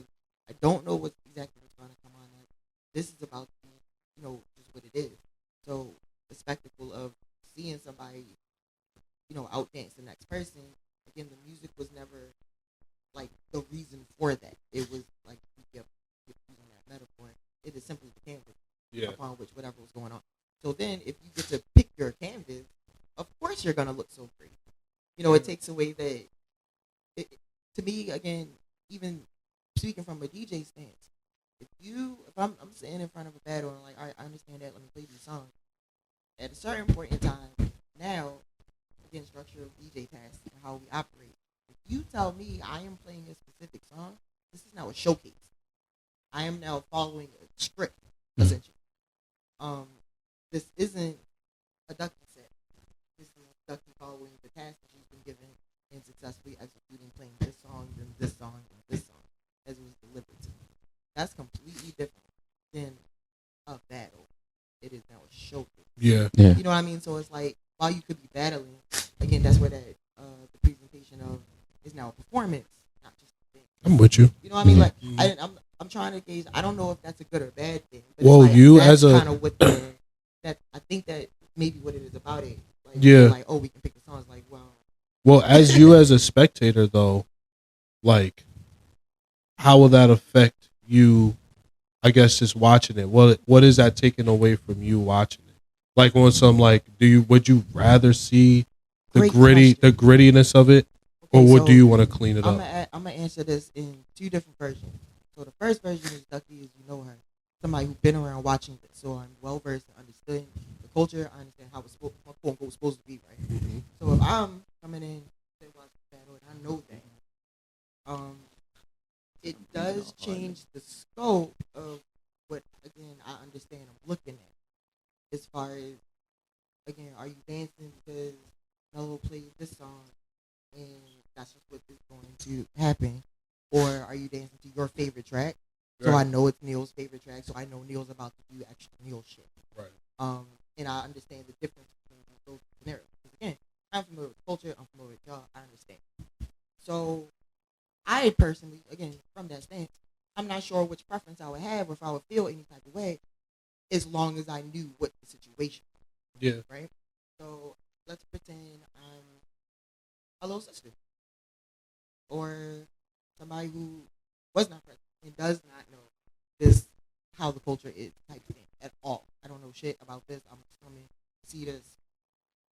Everything I just said doesn't mean anything at all. Like it is whatever. Like it doesn't mean anything. I just know I'm coming to see a battle. Right. So again, I don't know what it means that they got to pick their songs. I don't know what they mean. That it's now a showcase. I see what you're saying. Battle. So again, I guess it's the person that's more intuitive with the scene versus the person that's not. Right. I think so for perspective, it would be for me. It's the information. I know that no, they're not picking their song, or yes, they are picking it. That alone will set an expectation of what I'm supposed to be looking at. Then, based on, do I know again the history, or I'm just happy to be here watching it. So I think it's just one of those. That's why I'm like, maybe we can just define what the spaces are, and that's even about, like you were asking about the club queen competition. Like, what is the platform of which this is being judged? Yeah. We need to understand and collectively agree on that. Because if you don't understand, okay, well, it's getting judged by this, you won't get why it looks like this person danced better, but the other person still won. Yeah. When actually, no, wait, the point was to do that. Right. Right. It's like, I guess, to be clear and stick to the assignment type. Mm-hmm. I'm with you. I understand. Those were solid points for sure. Because there's a such thing as, which it's hard for me to be on my daily, like in my daily travels, and tell people that I dance, because like if you don't understand like the culture, then it's hard to just be like, I just be out here shucking and jiving and moving and grooving. Oh, so you just be out here tap dancing? Like, it's hard for me to be like, bro, you didn't. And especially from people from Baltimore. I'm like, bro, you're from Baltimore. Yeah. Like, there's no reason why you don't know Baltimore Club and Baltimore Club dancing. That's like me explaining to like my running friends, like that there's a complete, like there is an underground culture. Like when I post stuff and they're like, oh, I'm like, yeah, this is, or even down to the podcast. I'm like, yeah, I've been around for like 15 years. Like these are all people that we've grown up through this scene. And they like, for real, like you guys are, I'm like, yeah, we ain't dancing for drug money, but like there was a structured. Yeah, no, real shit though. There was a structured, even before it got like, I was like, yeah, we used to travel together in these things. Like when people had houses, there was like, we was housing people. Like we were doing this together. We was doing this together. There was groups, there was group battles, there was group beef. There was the Super Bowl of our culture in KOB and QB, which some of them do know about. Like some people are familiar with that term. Like, oh, King of Baltimore. Oh yeah. Or they'll know like, they know people by like, oh yeah, I seen da-da-da, or people will send me videos because they know I dance now, like Terry and Jordan. I'm like, I literally have known them. Yeah, that like literally, like, you know what I'm saying? Like, or like Flash or like Shaggy. Like, yeah. I'm like, hey, I know. Yo, literally. I know. Yes, thank you for sharing. It even get to a point where that's going. you got people. Yeah, you got people sending videos of other people thinking it's you and stuff. Yeah, it'd be funny. I just had that reason. To speak to that though, I would always just, in my great evangelism of club music, when it comes to that and describing the dance culture, I would just remind people, I'm like, think of it as a sport. You got to understand, and that's the thing about exactly what we're talking about. Baltimore Club dance culture, to me, is, I don't know if it's unique or not, but one thing about it is that we took the art and that whole we just dancing and it became a sport, like actual. Yeah. It is a sport. That is how it really functions. Like there might as well be leagues and teams and seasons, just like football, just like hockey. It is the same thing. So when it's like, oh, I dance, and people like, it's like, no, wait, and I'll jump in and be like, no, consider like competitive dancing. Oh, okay, right. Like it's actual like, no, there are like it's a thing. You train in off seasons and all of this. That's what usually, if people don't understand or know, gets to the click in the head like, oh, okay, so it's a whole thing. Yes, actually, it is a whole thing. Yeah. So I'm not just saying I go to the bar and dance around. Yes, sure, absolutely. Right. But the main thing I'm saying when I talk about this is that that's why they're getting that spectacle for it. That's why I'm like, there does have to be some sort of, I think, outline structure in it. Because again, if you go to take basketball for example, again, there's obviously underground and street league things, and you know the various basketball courts in New York and all that, right? So you know if you're there, there's certain types of shit that just is what it is. You're not going to see that same shit at an NBA game. No. Right. And we know that. Right. So this to me is like that's what I'm talking about. Like hearing y'all feedback on that, it's like, well, this is literally kind of the same type of thing. Yeah. You would know then to go over here to see this versus over there for that, and no one's going to complain about, oh, well, this is ass. Well, it's not ass. This is not what that's for. Yes, like the Drew League. Exactly. Drew League is like, all right, we it's not NBA standards. We hooping, so the matchups you want to see, you gonna see the lineups you want to see. You can see here, but when NBA, you know, LeBron is not in Dallas. You know what I'm saying? Right. So it's like that. Like that's very perfectly put, Dougie. Like you go here to see these things. You go here to see these things. And I think that the rewarding thing about these times today, is there's so many avenues to spread these spaces and where they are, and let people know how to, you know, contribute and be part of them. So I think that the evolution, again, like to Mello's point earlier, of like having all these outlets, especially social media and things like that, it should be helping even more to expand and preserve the culture.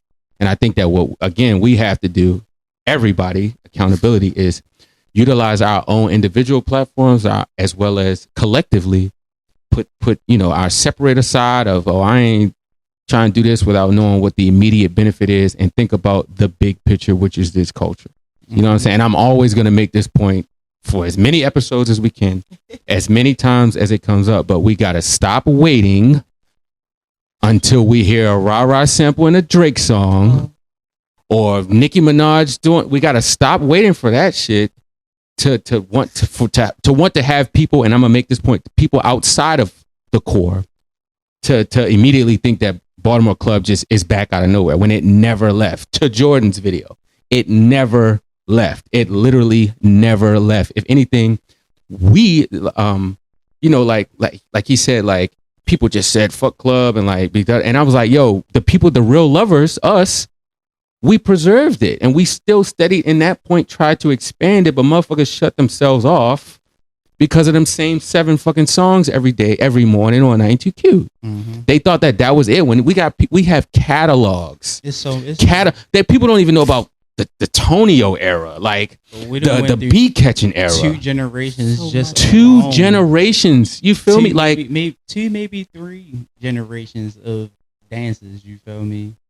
That went through this whole, what, like a 10, I remember what, like 2 years ago it was 12 years. So what, we had 14 years now of us holding this shit down. As long as it's been around, what, like 30 plus years. Yeah, we got half of that shit still. And it took for like a few years ago for everybody to realize, like, oh shit, there's people still making club music. Yes. Like, what the fuck? And that's what I try to empathize with, like, understanding. My fault, Ducky. But I try to empathize with understanding, like, outside looking in. I could understand if a song goes popular and all I remember is that, what, to hear it now, like, okay, damn, what the fuck are people? But then it triggers me as somebody who, again, is a cultivator or like a preserver, for people on the outside to be like, why do you wait until that to be, oh, they trying to steal our shit, they trying to do that? I'm like, nah, like, kind of no. You know what I'm saying? Kind of, you know, those samples have been used in more ways than you can imagine. You know what I'm saying? I understand the purpose. I get it, but at the same rate, it's like, yo, we've been like, there's a song I can't think of. I think it's by 2 of the people in this room, but it's like club music didn't go anywhere. It did. It got cold. And the coldness that caused it was not even like, it was just, it wasn't our fault. Because we were trying, you know what I'm saying? Closing the venues, the radio. Yeah, like music, you get what I'm saying? Passing, all that shit kind of play a role. In my teachings of now, things happen here. Like Baltimore Club, like people always want to say that, like, oh, the scene, da da da. But I'm like, no, this is where, again, nerd history, current, whatever. When you look at everything that was going on, it wasn't just We Lost Swift. That was the Yeah. meteor in itself, absolutely. Mhm. But even during that time, what was going on in the city, what happened, financially, economically, politically, Yeah. like, there is a lot of shit that was occurring around that time that led into what we see in 2010s when is now deemed that dark era. Yeah. And like things started collapsing. Yeah. Venues started going away. The radio was being, what the hell ever they call themselves doing. Parties, bottle culture moved into Oh my Baltimore. God. All kinds of stuff like that. Like, it was a big shift from a lot of different directions. None of us could have ever predicted, and most of us at the time weren't even aware of what was happening or that any of that would impact any of it. So it's real cool to look back and say whatever, but no, there was a lot going on. So Yeah. the fact that those of us who continue to still do that, it's like, no, absolutely, as we say, hence the purpose of the program, right? That needs to be shed light on and everybody. And everyone's sitting on so much from that entire time, and we are kind of just within the past couple of years, with the help of whatever hype and wave that we found ourselves in, able to get out of all of that foolishness that kind of put us in this position in the first place. Yeah. It is now a completely different city. Unfortunately, not all of it is for the best. Because again, we have lost 9,000 places to party every night. Yes. We have lost, the big amplification of the radio and all this. But look, we have new police open. Yes. We have Club Day. We have the Tromax and the Dollars, and like we have all these. It's different. It's just different across the board. We have us. Look with this podcast. Yeah. Like, there are so many things that all of us can now do to kind of supplement what we consider quote unquote love. Yeah. It's like, no, actually there is no. And yeah, like, we just have to keep harping on the fact that it wasn't really missing. Yeah. But there was a lot going on. Use our resources and platforms collectively, bro. Yeah. Like this, it'll be like I think about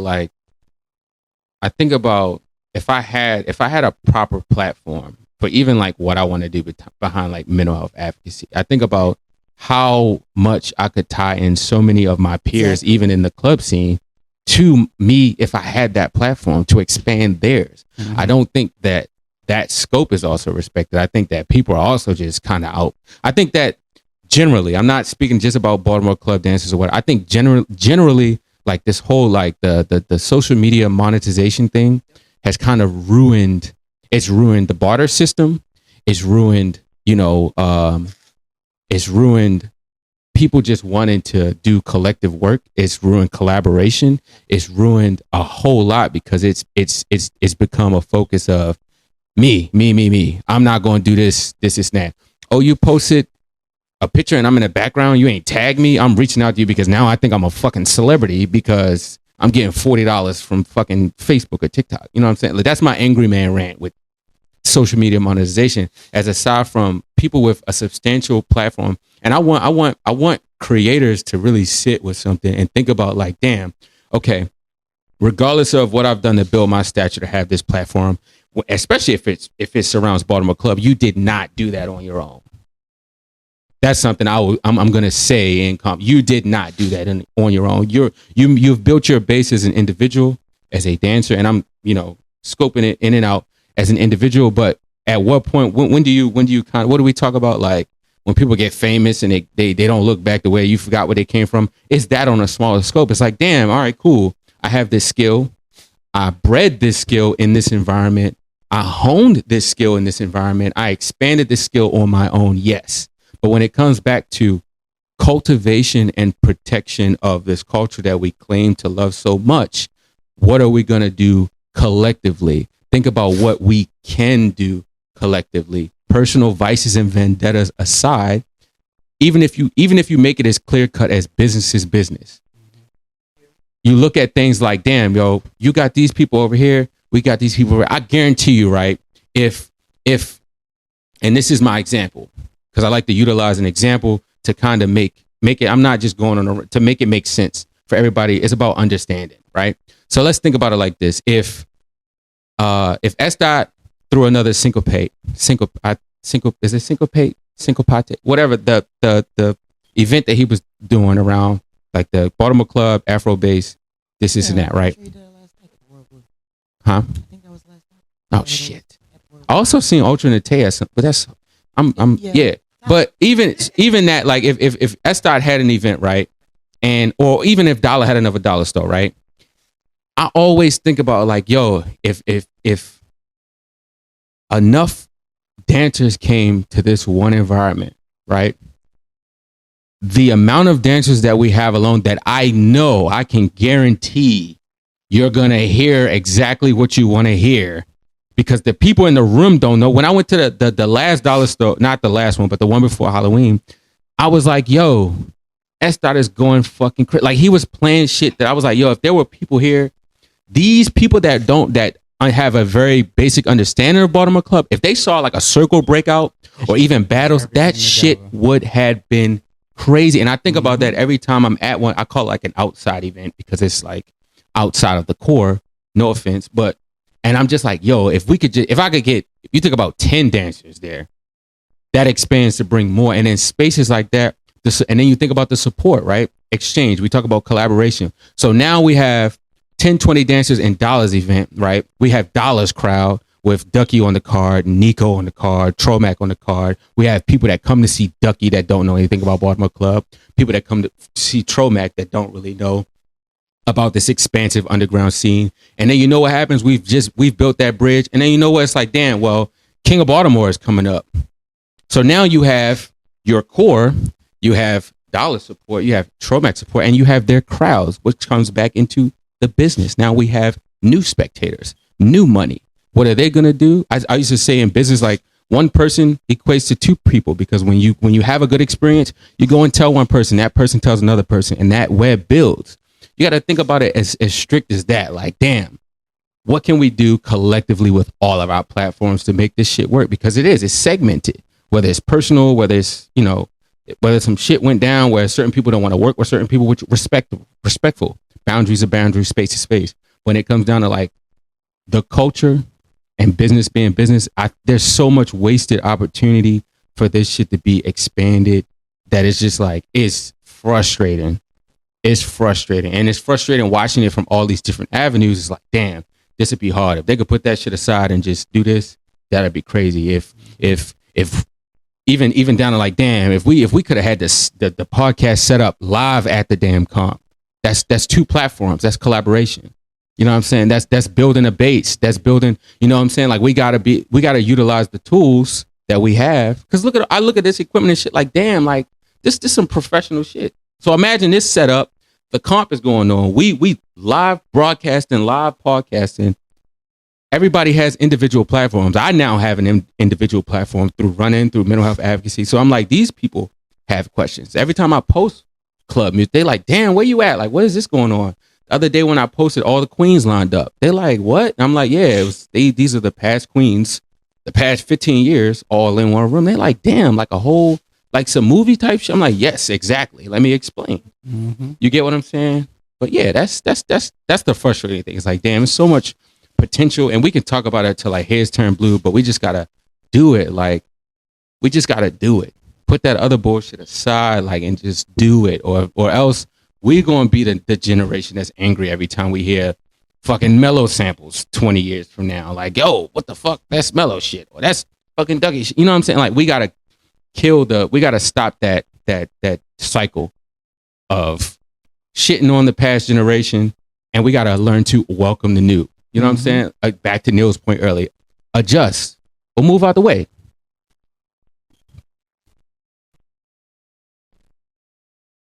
And then you gotta add on to that. I ran it a little bit. I don't know. My fault. I don't know about adding, but I think my role is, I just put dancing, because I'm a dancer, on a very high pedestal. So like, I believe that like the common club dancer has the ability to be can battle or like compete with other styles of street dancing. Mm-hmm. I think I remember an example of that is back in the day we had this debate about if Markel could be Arsenal. Yeah, I remember that. I remember that conversation. I was one of those, I guess I could say delusional ones, because like I put Baltimore Club dancing on a pedestal. Yeah, I do. Like I believe that too. Markel specifically, or like there's various amount of dancers that have the talent that to go to like that type of level dance wise. But I think with us, like I go around and I ask dancers who, and I'm talking about top dancers. I'm talking about the tip of the top, and I'm like, who do you believe other than you is a good Baltimore Club dancer? And they struggle to answer that question. And I think, and that me as a club dancer, that hurts because it's like we don't even like us. Like we don't even like who we are as a club dancing identity. So if we don't even like us, how are we gonna go out and get other styles or other street dancing to like us as well? I don't think it's that we don't like each other as far as like admire each other's styles, right? I think what happens is that our admiration and us being fans of each other in certain cases have kind of been killed because of ego and competitiveness. So in certain conversations, with certain people, you won't get that from them because, unless like it depends on who. You feel me? Like you'll have some people that will kind of be, I would say, reluctant on giving that type of praise to. Yeah. But then also you just have people that's just scared to be like, I want to be like y'all. You feel me? Like I want to be like you or whoever. Like, I don't know if it's a pride thing or whatever the case may be, but it kind of died after our generation. Like we said earlier. You feel me? We watched these top dancers in these groups. You feel me? And like we in some cases we learned from them by just watching them. All right. I don't mean to cut you off, but to rant, Trey's rant was to support specifically DJs, and like us supporting the DJs is going to ultimately bring us back together. Mm-hmm. But I have a question. What, other than the club setting and all of us being club dancers, what is the situation? Like, who is coming to that setting, and what, and for what, and like initially, like basically, like why are they coming there to see other dancers?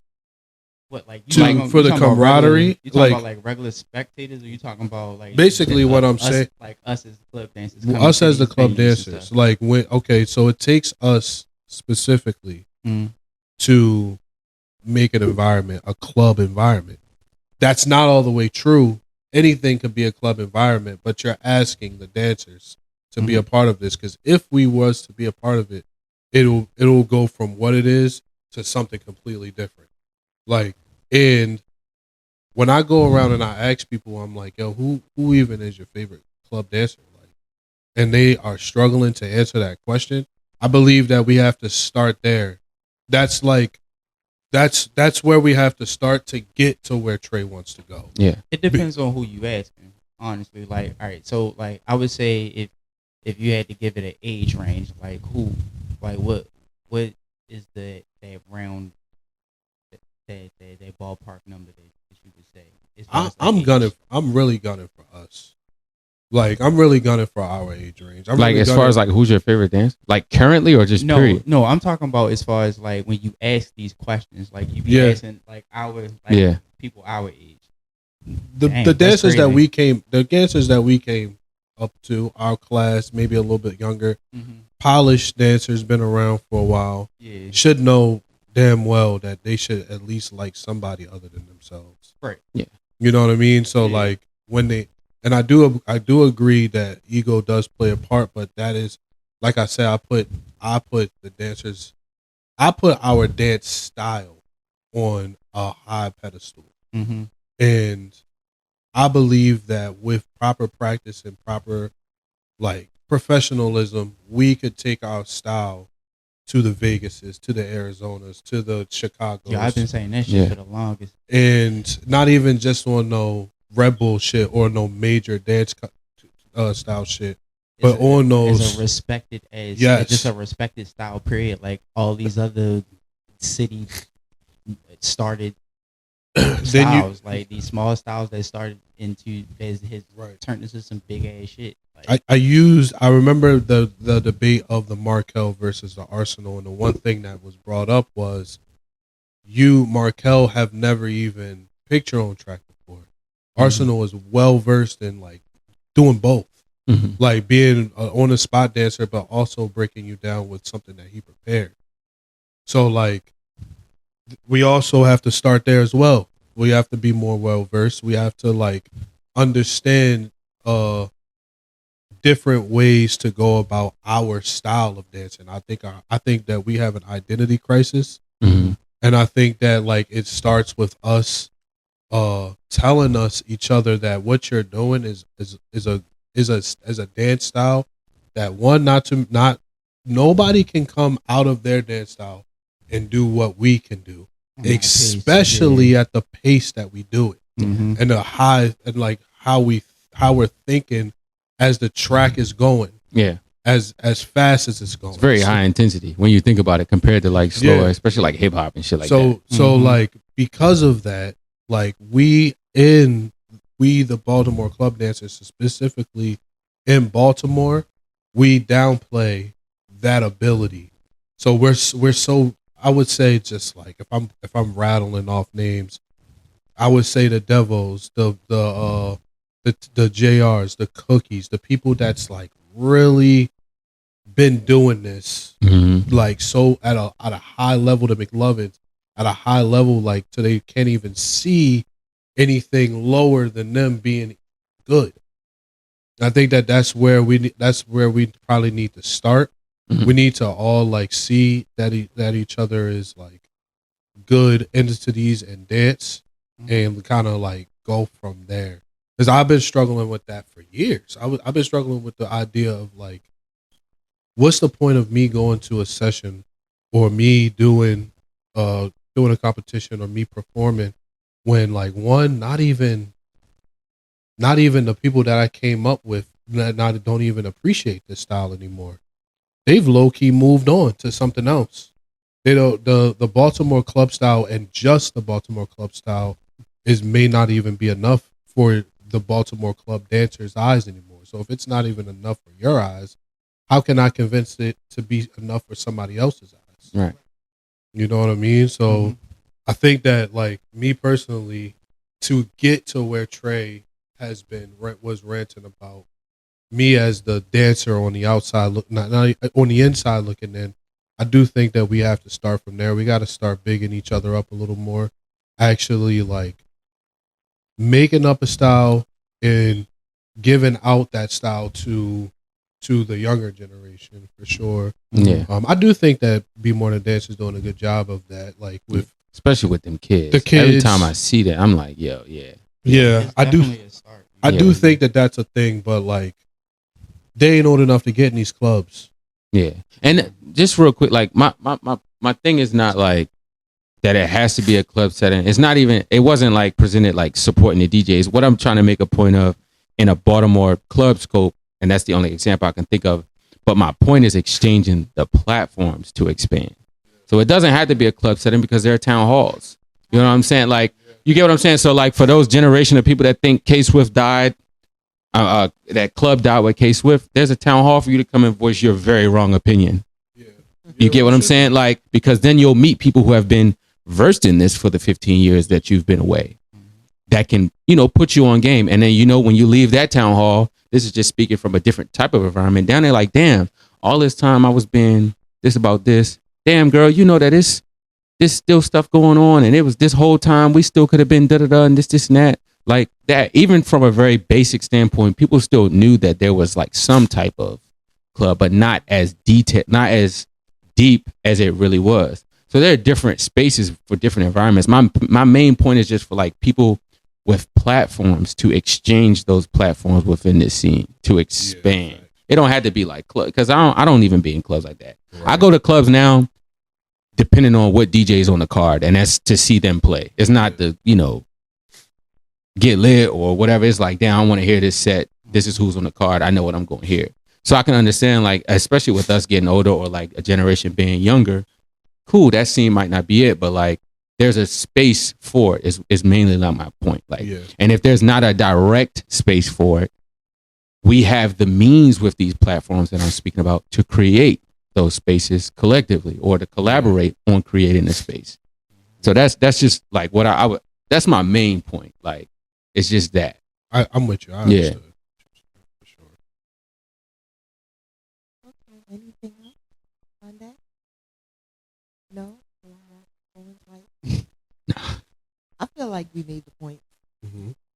I feel like, yes, so we understand that there's definitely, a split, it seems like, mentality of acceptance, or just not even acceptance, of just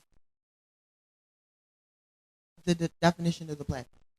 And by platform, I mean any of these battle realms, any of these occasions where that could break out, just the expectation of how that shit about to go for everybody involved. And that's the point, for everybody involved. It is not just the dancer. It's not just the DJ. It's not just homegirl on the side watching. It's all of it, and that goes to that. What I was thinking of then, it's like, all right, fine. So address these points. What's really it? I think the theme is, I think it's always what's the mission? Right. Because like Neal, you're speaking to, we could bring it to Vegas level. We could do this. We could do that. And I'm sitting here thinking like, yeah, that is what most of us who I think know about, again, the sport, the competition of what it is to be a Baltimore Club dancer or involved. But I also know this. There are some people who, again, show up for the sport. They want the title. They want the trophy. They want the belt. They want that. Yeah. There are also some people who is just in that bitch dancing just because they like dancing. Yeah, that shit's fun. Facts. Dr. Brandon, who was like right-hand man back then, he didn't ever have the desire to enter in not a one of any of these competitions. He's like, well, I just want to dance. Yeah. So he just wanted to come to dance and shit on whoever, just because that was what he was into doing, and he loved that shit. It had nothing to do with that whole ranking and all that. So it's like, just using that as an example, I realized why what you're saying is valid and true, and I agree with it. There's a shitload of people who also may not give a fuck about ever seeing Baltimore Club dancing elevate to Vegas. Because what does Vegas mean to them? You know what I mean? Like, again, I'm just here to watch the dance. What I don't like, all of that becomes weird. So that's why it's like, and that's a different scope, because that's us wanting more for us. Yeah. Outside looking in, they don't know how deep we love. Right. And then even then, that whole, just the notion of wanting more for us, a lot of people, I think, don't realize that there is a more. Yeah. Or that there even is the necessity for a more. Yeah. And that's why I kind of like, well, again, let's all establish the mission. What is your point by any of it? Again, like, I just love take it this shit. So we're like, no, we do want to see and foster its evolution and growth in all forms, because this is Baltimore Club, this is our culture, this is all that. So everything that comes with it needs to be growing and evolving and making a space for all of us to, continue to grow. So we are on we need to bring it to these international levels. We need to, get the respect of these platforms, because we know and we have seen that deficit. Yeah. That's us, though. I've learned something my mom told me a long time ago, and all this. It's like, remember, not everyone's dream is yours. Yeah. So you can go and do all of this massive work to put, all the cultivate all this, but at the end of the day, you never know if the person you're working with simply has that same dream. That does not mean anything by them. It just means that they are not on your shit. You're gonna have a hard time.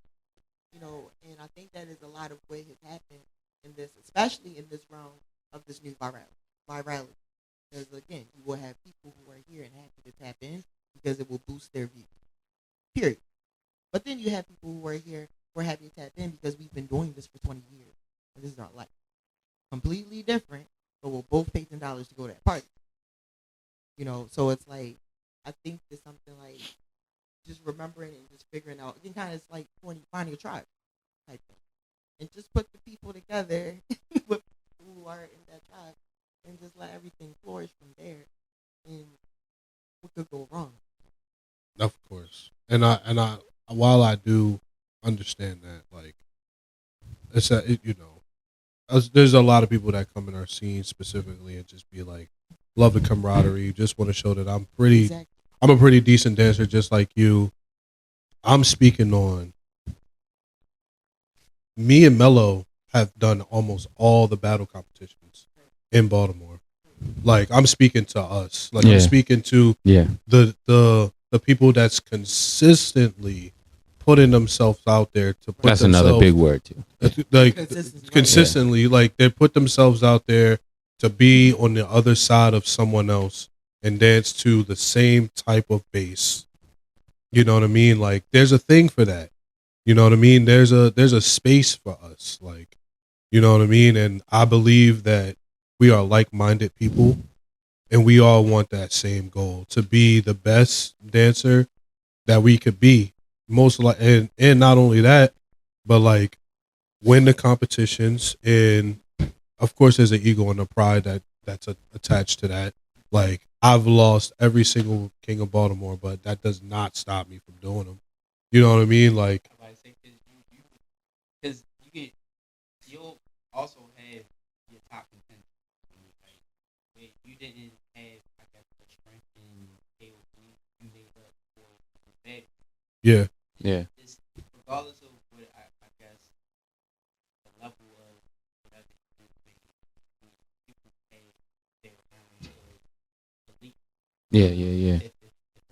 yeah, You know, just being an elite dancer, like, motherfuckers just made things wrong. So it's like, yeah, I definitely get what you're saying. yeah. I feel like at this point though, we got to start creating those spaces too. Right. Yeah, for sure. We have the power. Like, we see it in all these different avenues and shit like that. So it's like, with us having the unique style, with us having the unique genre of music, and then being the mecca of this particular music that's starting to make this big global impact, it's definitely time for like the dancing to make its mark again, to fully be able to tell the story how we need to, especially with how it's moving. We are the evolution, like our generation are the start of the evolution to what we see now. Yeah. So like, The way I put it is, we all have to remember, we are literally writing the rules right now. It is us. It is literally us. Like, us and anybody who cares to show up. There is no there is a, of course, perspective kind of, rules and things. This is how it's supposed to be. We have to do it this way. No, we don't. Actually, we can literally be like, from now on, this is what it is.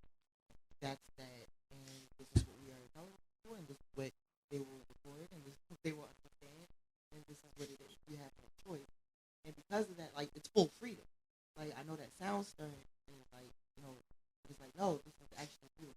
All the shit we're talking about and all the issues, we can literally fix and do. It's literally easier done than said. Yeah, Literally. Like, and just set the platform and be like, this is it. Like, period.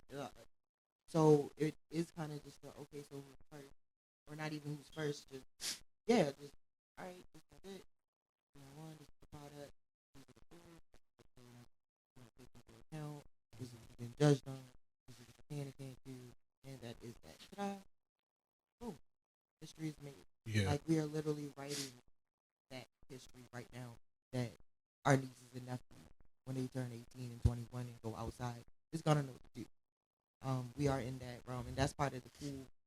That's the one upside of the, oh man, everything died after Swift. What are y'all doing now? It's the scorched earth thing. And I used to say that back then, like, when I was watching it happen, doing my Ducky shit. I'd always be like, it's definitely scorched earth era now. That's what it feels like, in the sense where there is nothing outside. There is no thing. Because of that, the only thing left after that is fertile ground. Yeah. You can only sow seeds in this fucked up earth. Like, it's burnt, weird soil. That's it. You just do whatever you want at this point. And whatever grows becomes the new norm. That's literally where we are now.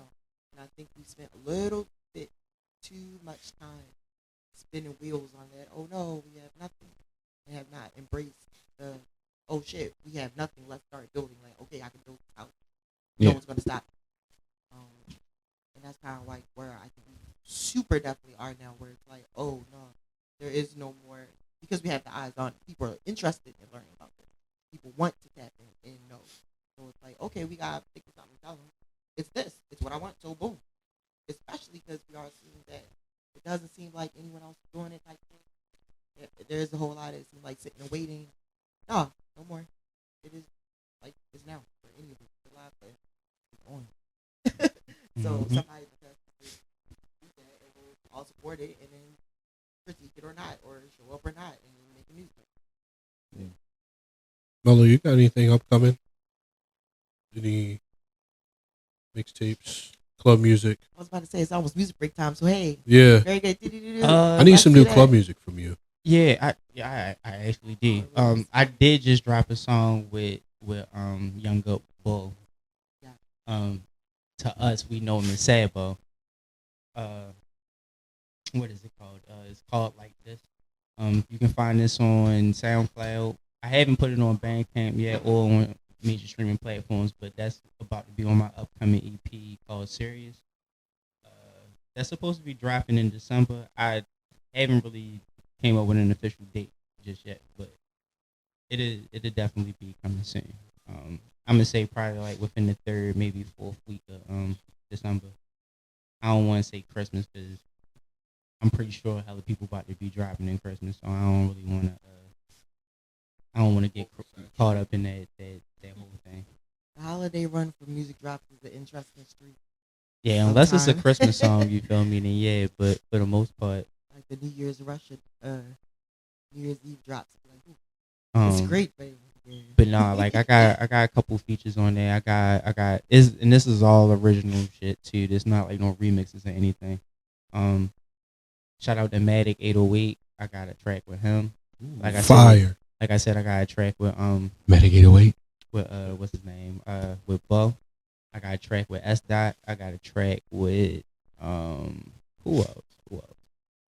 I think that's all my features for real. But I think we looking at oh no, I already put that one out with Rip. Shout out to Rip too. Brother And if Ripley. you ain't bumping just some remixes, you might as well go ahead and do that now because that shit was fire. Oh, and my last feature, I got a feature with Raz, 1-800-Raz. Shout out to 1-800-Raz. That shit is gonna be fire. I kind of put out a preview of that song. It's called Carnage, but yeah, that's definitely about to be some shit. Excited for the Matic, John, for sure. Yo, and I'm trying to figure out if I want to put some vocals on this song in particular, but like, it's one of them songs like it's a Matic track. You feel me? Yeah, I know exactly what you mean. It's definitely a Matic song, so it's like I just don't want to leave it so empty. You feel me? But yeah. Side note, as a Baltimore Club dancer, I used to really hate when I'm in a circle with somebody and I'm watching them dance and they come over to me and they start crazy legging and they put their hand on my shoulder like that. I used to hate that. Like, why you want to touch me? Like, get out of here. Like, you know what I mean? Or they do one of these. Oh, Like, what's this? Like, what the fuck? Yo, who do we blame? Who do we blame for that, yo? Because there was somebody. yo.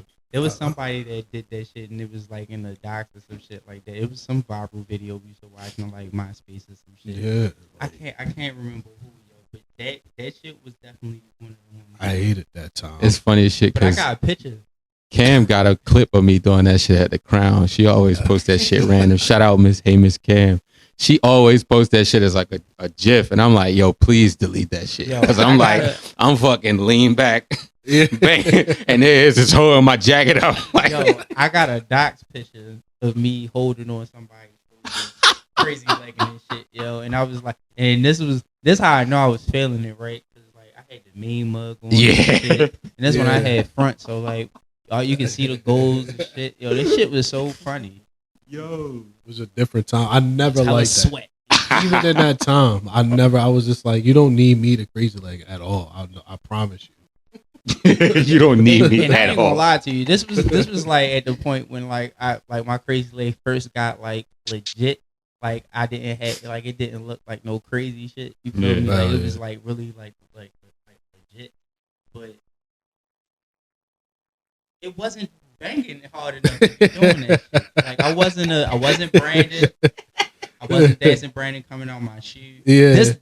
That's exactly what it was. Oh, That's who it was when he battled Perk.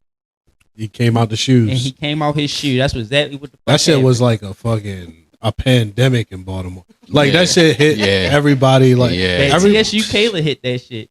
She hit the crazy leg with the shoes off. Yeah. Oh, now I ain't going. Brandon told her to do that. I know that this for, was, for a fact. I don't know. I don't know. But you feel me? It was a lot of people in her age. You feel me? But it was. I know that if I was judging that one, it'd have been a little iffy, only because she struggled out the second shoe. Oh yeah, see, she struggled out the it's got to be as smooth as possible. But because of that move being so iconic, that's the only reason why I'm being so critical about it. But nonetheless, you feel me? Shout out to TSU. That's one of them. She definitely like if you know, you know type. Because after that shit, you feel me? I think the next round, that's when she jumped on the table and went off and shit. You feel me? Yeah. Then she was hitting the major rat shit, so it was just running through shit. Yeah, that was good. What's another move that's like iconic but like it's played out? That's one of them. I think that's the number one. This crazy leg out the shoes, the number one. I feel like motherfuckers trying to hit wrestling moves. Okay. Yeah, I'm tired of that. I'm tired of that. The hand, what is that called? The RKO? The stunner?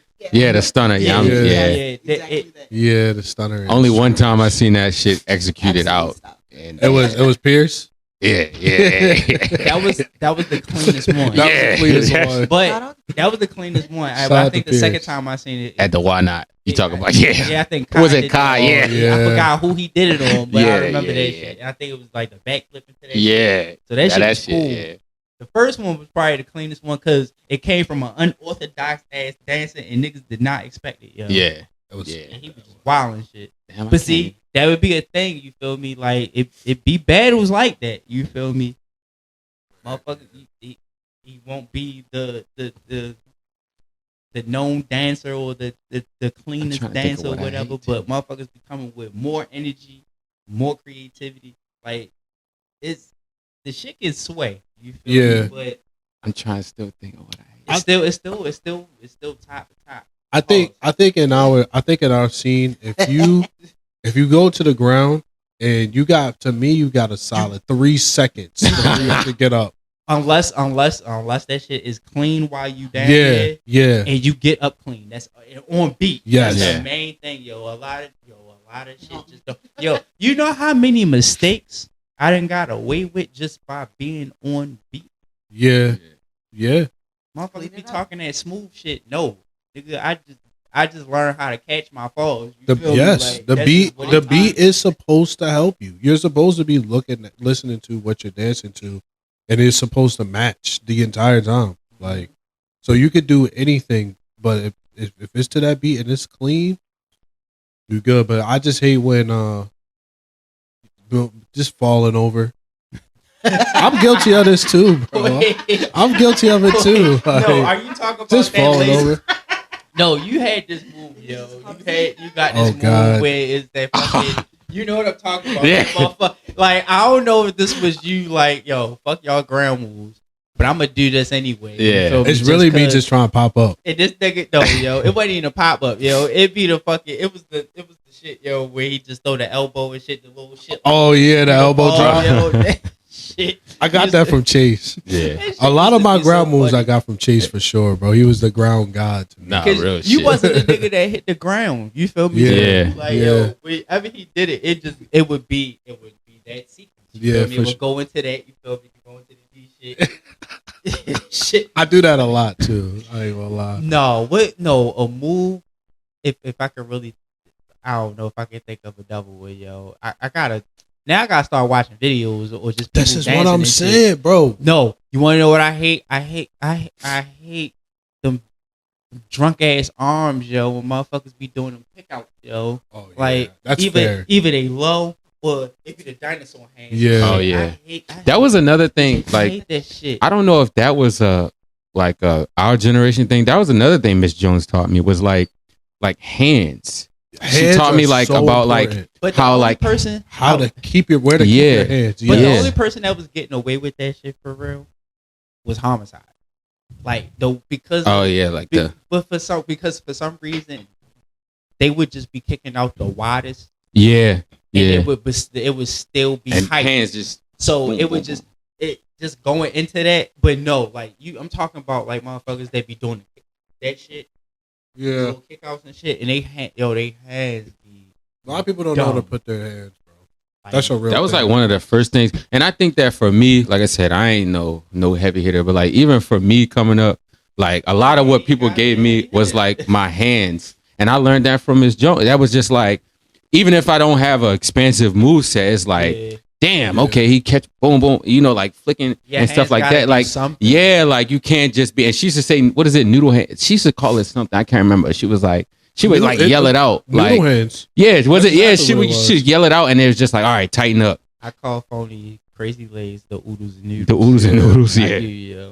That was another thing. Like, we learned like discipline through moves. Like, it was almost like boot camp with having like a group leader. Like, we're gonna do this. I say that too, without getting too far off. It's like she used to make us do like one move for a whole drop. Like, don't drop out like crazy legs, clean, side kicks, clean. Like for the whole thing, like discipline the moves. That's why like a lot of my moves are just like clean and basic because that's my base. Yeah, you know what I'm saying? Like, yeah. And the thing about having a clean base is you can literally just repeat those same moves. Yeah. But just go into them in different ways. Yeah. So it makes you look like you're doing something else. Yeah. Because every time I try to like even in my own like practice, like just at home to see if I still, it's just like whenever I feel like I'm forcing myself to like implement something that I know is just not me, is like it just don't work. It's like fuck it. Yeah. Back. Yeah. But yeah, I think we are on to what? Are we on the Pass the Up? Are we going to do that this show? Pass the Up. Or are we going to just close out this show? Because we've been going almost 3 hours. Both. 3 weeks.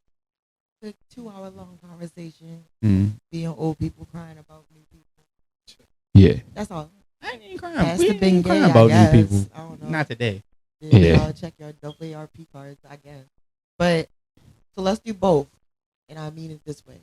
So Pass the Aux is a situation in which we will all pick a song and be like, "This is our new shit right now."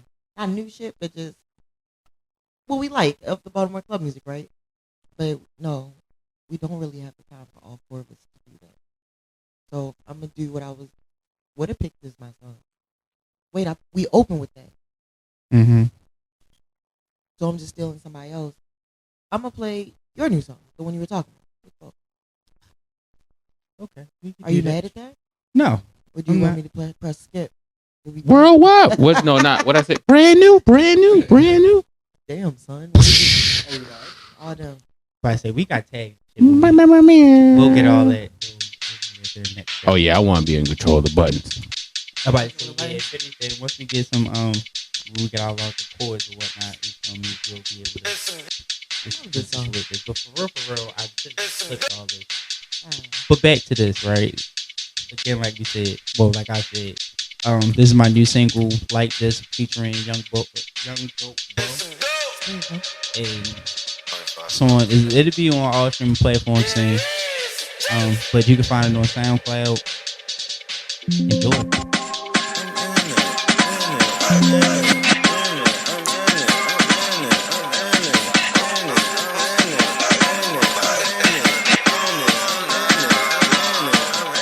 She called me a nut away from Cherry Hill, girl, I'm too freaky. Got a girl, can you come see me? Wait for you, give me them cheekies. You keep on fucking around.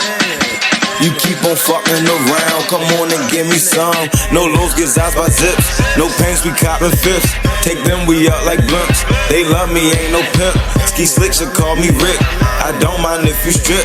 Get my man's little blunt. It's gon' go like this. We gon' hit that shit like this. One leg up, me deep in it. Just like this, like this, like this. Just like this, like this, like this. I'm your choice when you had pick. Gave a sample, that's not it. Things I do is too legit.